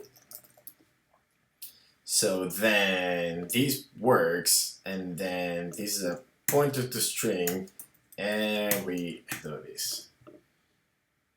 Okay, I'm sure there has to be a better way of writing this, but for now let's leave it as is and see whether it compiles at all, whether it works and all that stuff. Of course it doesn't compile because I'm running Go and 10, so I cannot do the vendoring thing. So I'm gonna do definite and dep ensure to get all the dependencies. If I had Go 1.11 running on this machine, I could do go mod vendor and it would also work. But I do not have it in the machine, and installing it's gonna be kind of a pain. So I will leave it as is.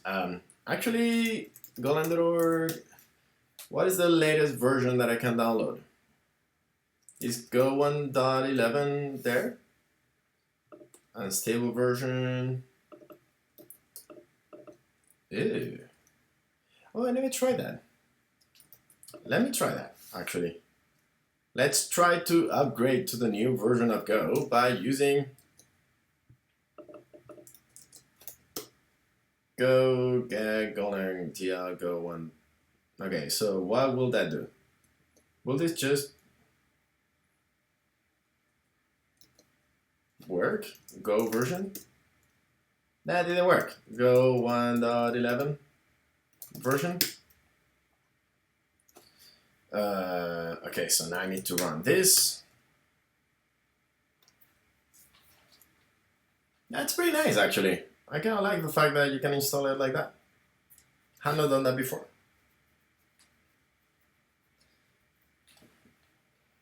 Okay, so in the meanwhile, how is it going on the chat? Still 27 people. Damn, people, that's a lot of you. Do you have any questions? I'm about to finish, to be honest, because at 12 I need to do a couple things. One of them is showering, the other one is eating. So, but I will upload this video to Twitch and also to YouTube, so you can watch it later. And this weekend I will be working on justforfunc, and a new episode will be coming up on Monday. And I'm going to be recording 2 episodes because I'm going to be traveling for the next month or so. So that way you get 2 episodes, one on Monday and another one 2 weeks later. Oh, Henri. Salut Henri.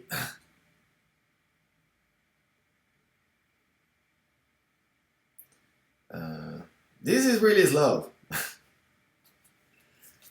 I don't know if it's slower to do dep init or to install the new Go. But I'm not going to do both at the same time, because then I'm just going to slow everything down.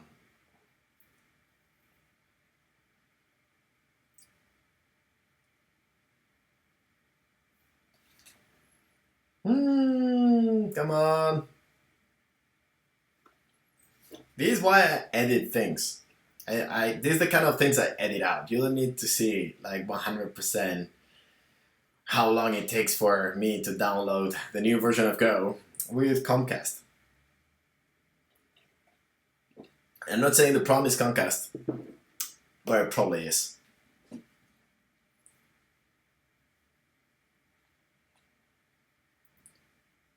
Come on.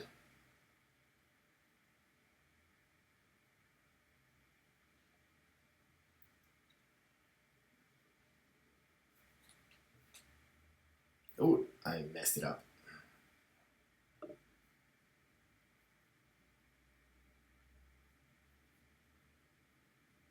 Oh, I lost the whole chat. That's sad.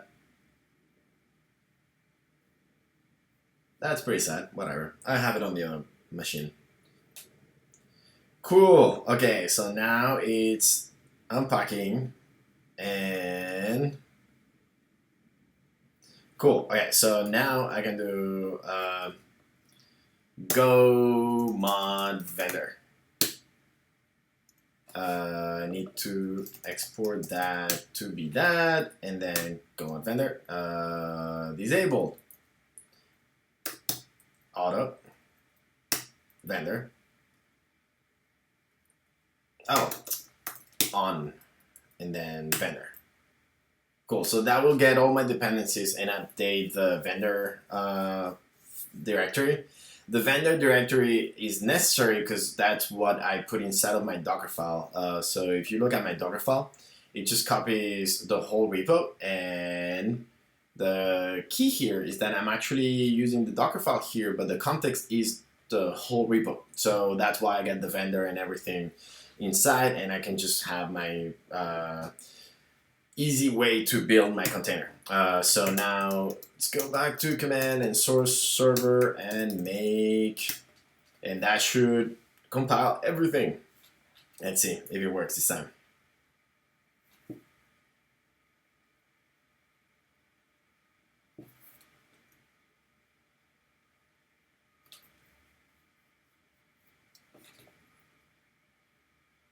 Come on.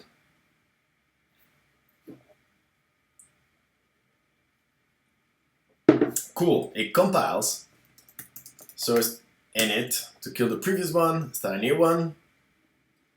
And now if I do source, SQL, could not connect. Okay, so let's try to fix that and then I'll be done. So Docker PS. So we have the gitbase running here and it's not exporting any port right now. So I'm going to kill it. Docker rm-f of that, and I'm going to run it again by doing what we were doing with the other one. So let me get the gitbase getting started, Docker run. Alright, so this one is the one that I'm going to use, except that I'm not going to be doing the mapping. Alright, so that is running now. And now I'm going to do MySQL. Is that installed? MySQL. So MySQL. Does this work? Client asks for, but server wants MySQL native password. Client asks for auth caching SHA-2 password. Troubleshooting. Client asks oh, okay, so I need to native password. Okay, so I need to add that extra flag. What is going on? MySQL -q -u root -h127.0.0.1 dash default password, whatever. Okay, and now I'm going to do select count star from repositories. That should return count and 0. Cool, so that works. Now the question is, how do we connect to that thing? So root, let's do a little program. So go on mod init. Okay. Oh, okay. Now let's not do it here. Test. Let's go to engine CLI and do it there.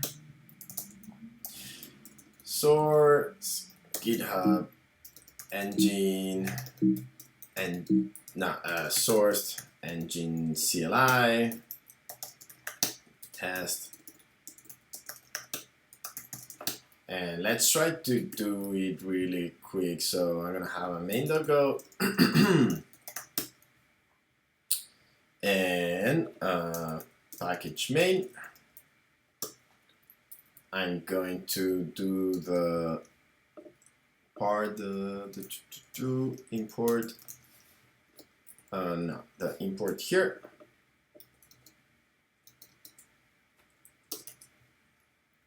And do that part there. So password is not password, root, and now DB name. Let's try to connect like that. If error is the nil, log fatal error. Otherwise, you're done. So that should either complain or work. What is your problem with me? Why are you not happy with this? Oh, because it's underscore. Okay, so let's try to run that. So go run main.go. Sure, it works. That was unexpected. Okay, so db dot query. What does query row do actually? Query row executes a query that is expected to return at most one row. Yeah, that's not what I want to do. Query. Oh yeah, I could do that. So select count star from repositories, and that's gonna be var count int, and then we're gonna pass pointer to count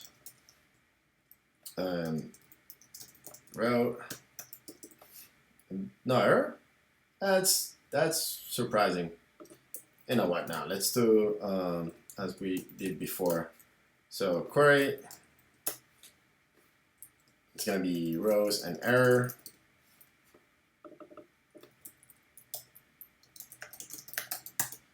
Rows. Yeah, we're not using that anymore. Is it working for row range rows column? If this is working, that's kind of amazing.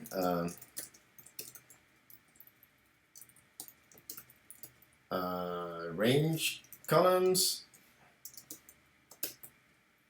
and row. So column is a string, so that should work, and that should print count. It actually works. Mind blowing. Okay, so I just need to replace this. Really, that's as simple as it is. Damn, that's nice. Okay, so we do this now, and of course we remove this. Okay, so this, if this works, I'm definitely done. Okay, so I'm going to stop Docker. Please stop. Docker, please. Alright, Docker ps doc. I did that. Docker rm. Just kill all the containers. Okay, perfect. So now we don't have any more containers. And now what I'm gonna do is, so I'm gonna do make to compile the new version of the server. And then, since we don't have any daemon or anything running, because I killed all of the containers, when I do source SQL, it should check that there's no daemon started, then check that there's no gitbase started, then run the SQL, query, and then say count is 0. So let's see. If that works, I'm gonna be so happy and surprised, to be honest. So sourced SQL select count of star as count. Why not? Let's not make it complicated. From repositories. So starting the daemon.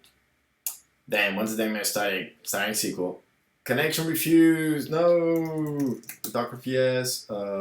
Is gitbase running? Yeah, gitbase is running. Let's try it again. Connection refused. Why do you connect to Fusion? SQL query failed. Connection refused. Oh, because that's actually not. So I think that we actually want to use a different address. Because 127.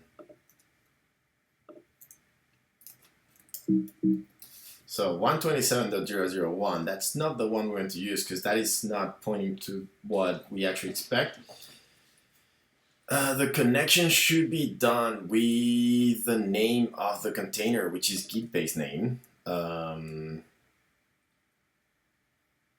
Root at gitbase name. Now at gitbase name, not like that, but like this. As printf gitbase name. And close that. Make again. Because now what's going to happen is that since they're all inside of the same network, by using the name of the container, we can access it directly. DNS will work internally. Kind of like with links, basically. It's really the same.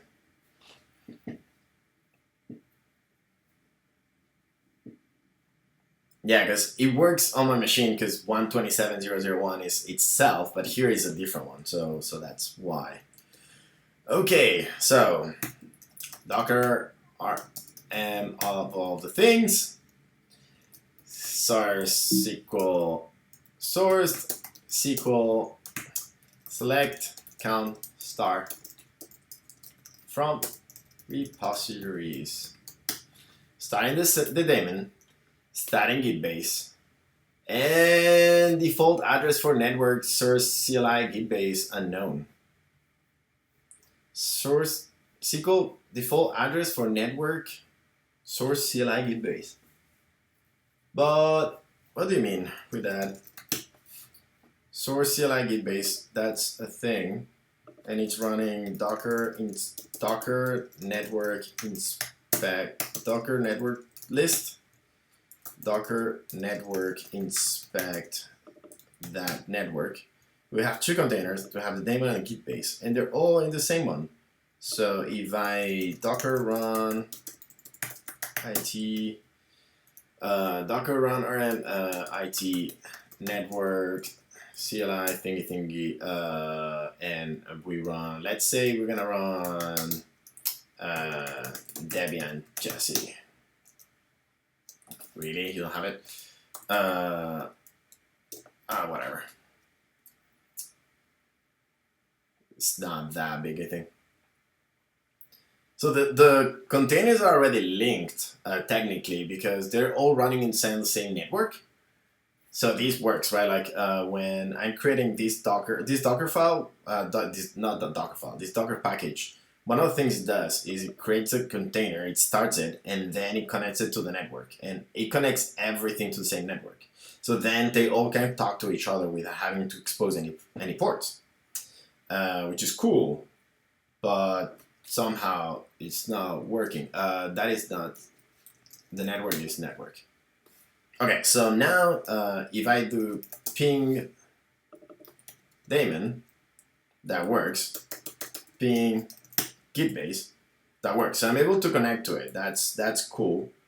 Now if I do SQL apt get update, let's try to install SQL and try to see if I can connect to SQL from this container, which is a different container but inside of the same network. Containers are hard.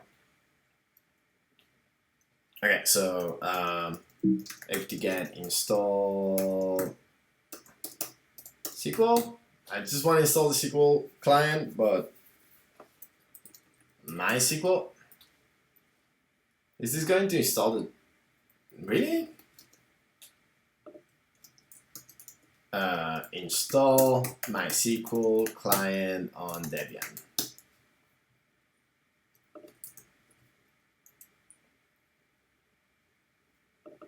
Oh, really? That almost makes sense actually. MySQL client is the MySQL client. Yeah, cool. Yeah, MySQL client, that makes sense. Okay, so now MySQL is installed. MySQL, no, it's not installed. SQL is installed? No. What did he say? Install MySQL client. Yes. Oh, I think I clicked no. Alright, so now it's installing it.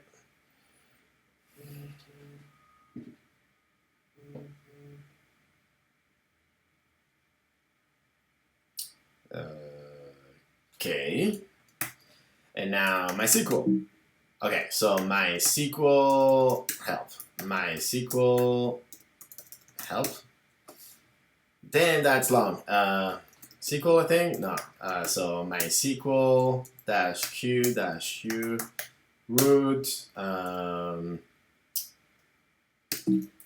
Can connect.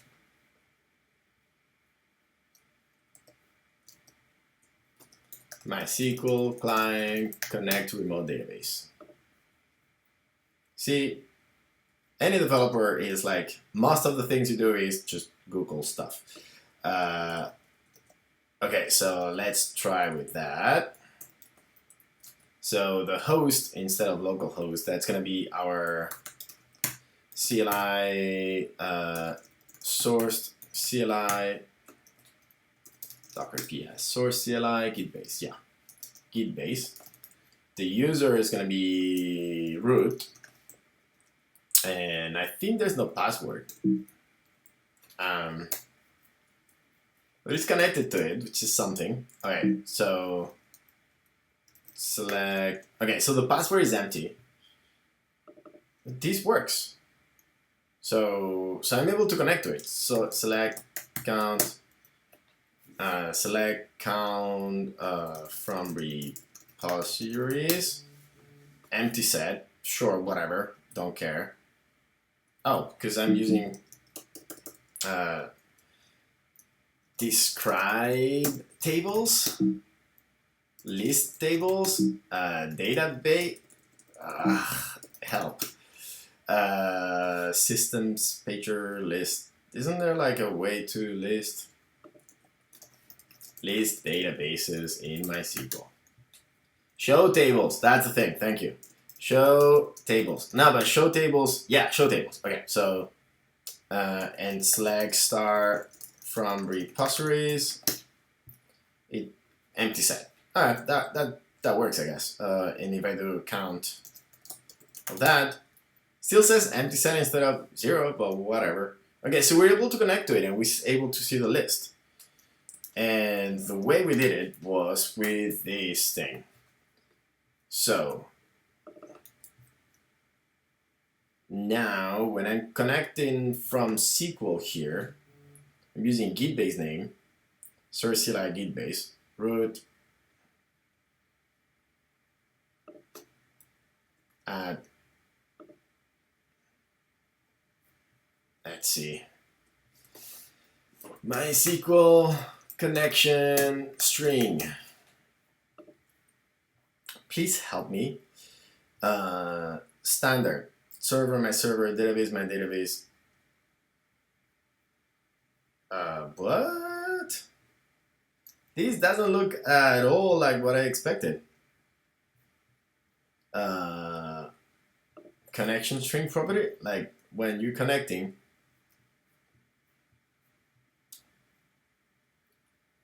I would expect this to be the same, right? Can you? This doesn't even have an at.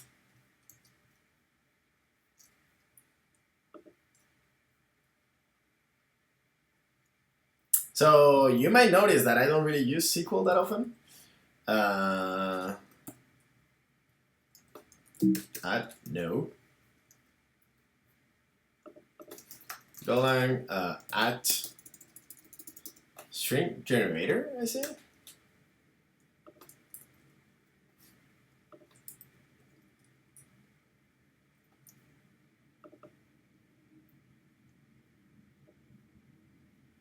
Nah, I don't think that's how it works, right? When you do open, open data source name, it doesn't say anything about it. I would like to have some documentation about that. Let's see, someone proposed to open that, oxymoron. Let's see. Yeah, so oxymoron, do you think I can just put this inside of the string? That seems surprising to me, because it looks like something completely different. I mean, I can try. Let's copy paste. So if I do MySQL and I do something like what you were saying there, so let's move it. So connection is func sprintf of my server address. That's gonna be gitbase name. My database, I don't want to say it. My UID is gonna be root, and password's not gonna be anything. And then I'm gonna use that connection there and hope for the best. Do you think that will work? I sincerely have no idea.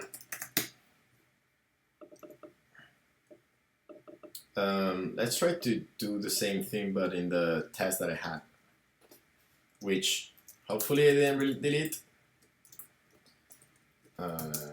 Sourced, GitHub, sourced, engine CLI, test. Okay, I didn't delete it. That's good.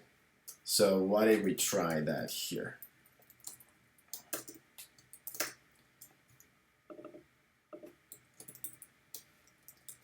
Connection. Gitbase name, that's going to be, so we're going to use 0000. Invalid DSN missing the slash separating the database and the name.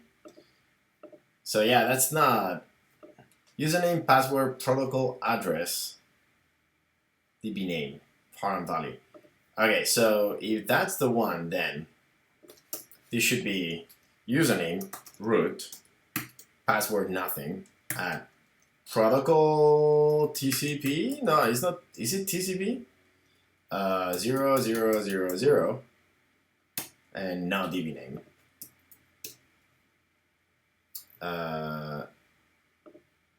Default address for network 000. No, 10001. So that doesn't work. What about TCP? Is that what you mean? TCP? No.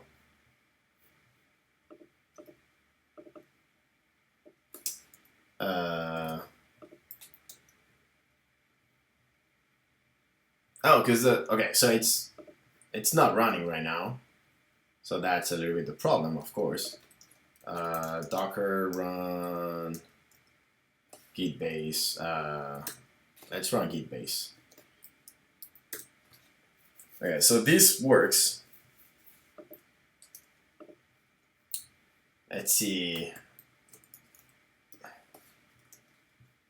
Format DSN. Why don't you show me what this says? DSN. Format DSN formats the given config into a DSN. Oh, that's interesting. I think that might be the one we wanted. So, config. Okay, so let's try that. So I'm gonna do SQL.config. That's not a thing. the Go SQL driver. Oh, so now we're actually gonna be using MySQL. I like that. MySQL.config. So that's gonna be the config, and we're gonna have so user is gonna be root. The host in our case is gonna be 127.0.0.1. What else? The password is nothing. The address nothing. To be named nothing. What am I missing? That's it, right? Yeah. Cool. Okay, so now and then we can do config.ds format dsn. So I can do the connection there. Why are you not happy? Oh, host is a struct. Host.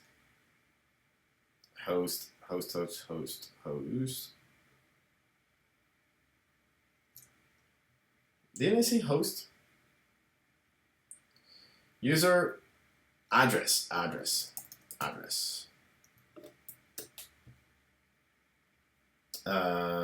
And okay, so this is not working because it's using SQL native authentication. So there has to be another config here regarding the could not use requested auth plugin. This user requires MySQL native password authentication.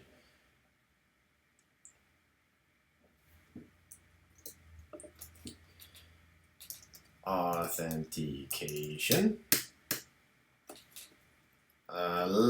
Native passwords, yes, true. Go run. Could not be found in column max allowed packet. Doesn't work.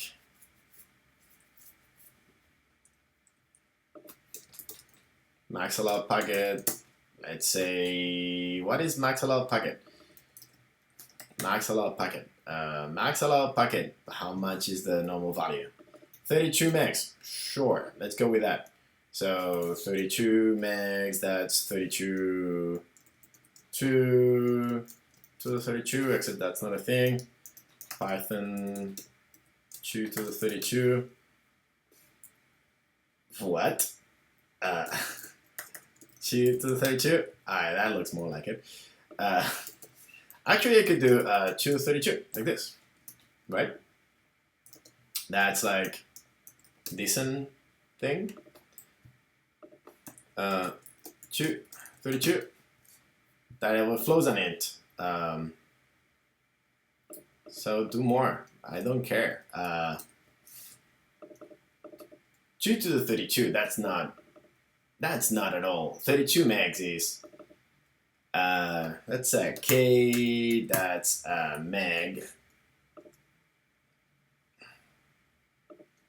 So that's 32 times that thing, right?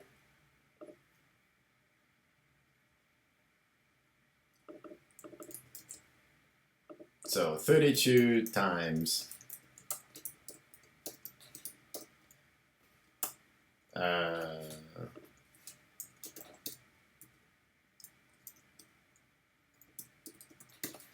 yeah, that is cool. So that is 32 megs. Okay, go on a minute ago. Yay! Okay, so now we're gonna use the same thing, but on our actual code. That's gonna be gitbase name, and that's gonna be config.d config. So the MySQL thing, we're gonna remove that so that we can use it, and that's config dsn format dsn. We're gonna make, and if it works, I'm gonna be very happy. I'm gonna thank Gabble. Do I know you, Gabble? Who are you? Let's investigate. No idea who you are, Gabble. Let me know if I know you. But anyway, thanks. I think that this might be the thing I was looking for. And since we're at it, well, that's prints. What is the thing it actually did? What is the value of this string?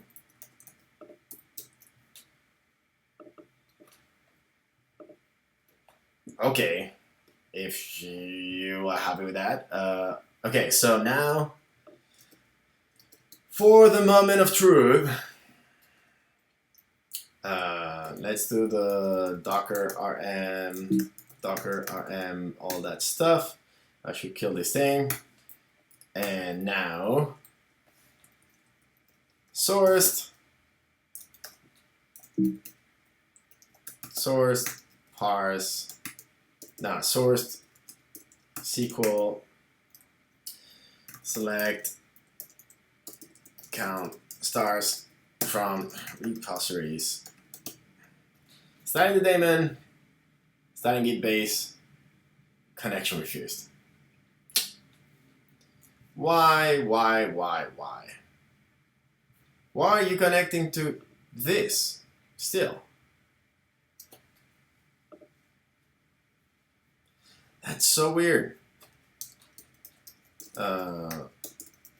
Uppers infof.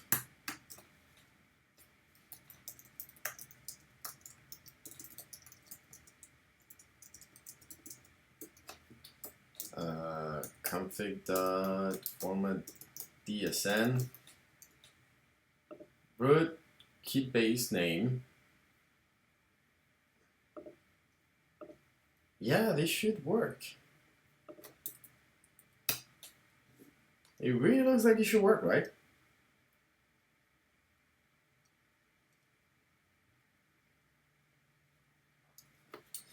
It sucks to stop the streaming by failing, but I think I'm gonna have to do just that because I'm getting pretty hungry.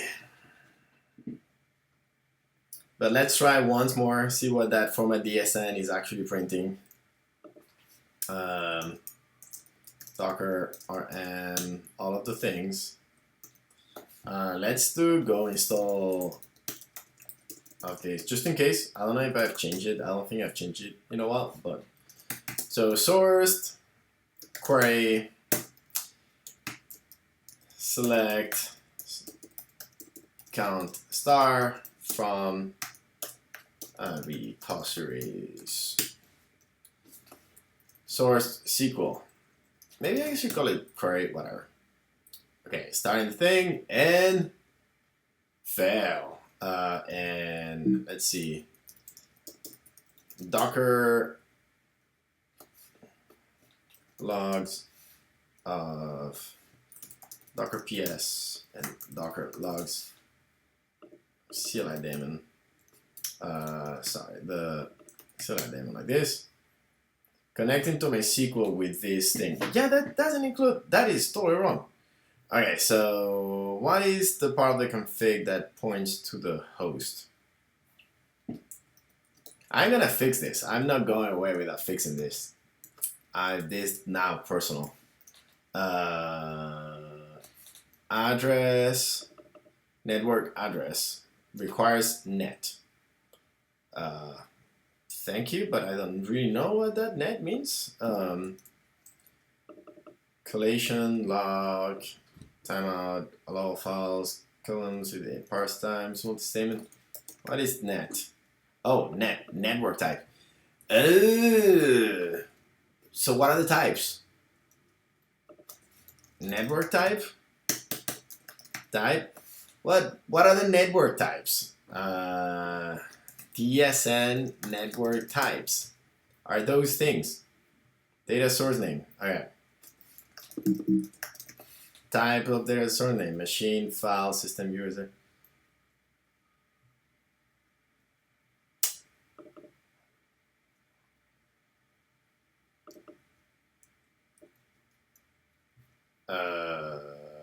What are the types of? Really, that's not very useful. Net. Okay, so .NET. TCP is a kind. TCP, Unix. Okay, so this is kind of thing should be in documentation, but whatever. Okay, so net is gonna be TCP, and with this everything is gonna work because I say so. And if it doesn't work, I'm just gonna leave. But damn, this is hard. Like using SQL from Go is not as easy as one would expect. I mean, I guess because I have containers everywhere, to be honest. I don't think it's that bad otherwise.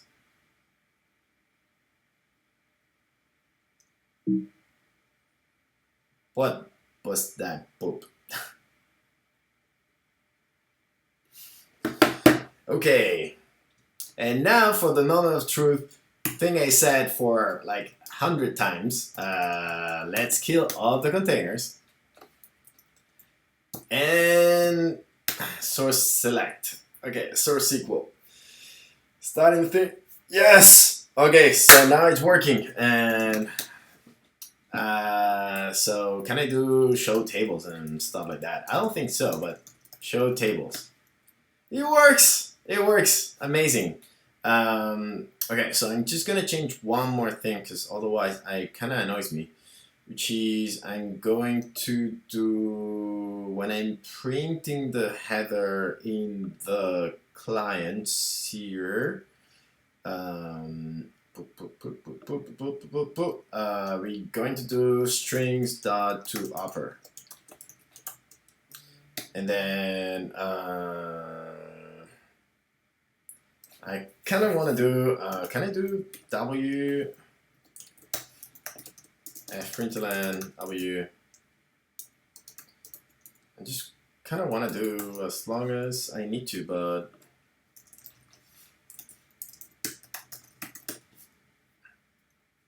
kind of want to make it just look a little bit better. So if I do, yeah, that looks pretty good. I like that. Cool. So this is working. So I am very happy I was able to do this. Git add git commit dash m added support for gitbase and git push origin master, and I'm done. Oh my god. Yes, I'm live, but I'm also hungry, so I'm gonna go. But yeah, this is cool. I'll be open sourcing this repo very soon. So if you want to check it out, it will be very soon here in the source engine CLI. So check it out. It's still an open source because I need to add like the traditional open sourcey things like license and stuff. But it should be there like in a couple of days at most. So check it out. By the time this recording is uploaded, for sure this will be there. So just go and check it out. Cool. And with this, goodbye everyone. I'm gonna have some food. I think I deserve it. Bye.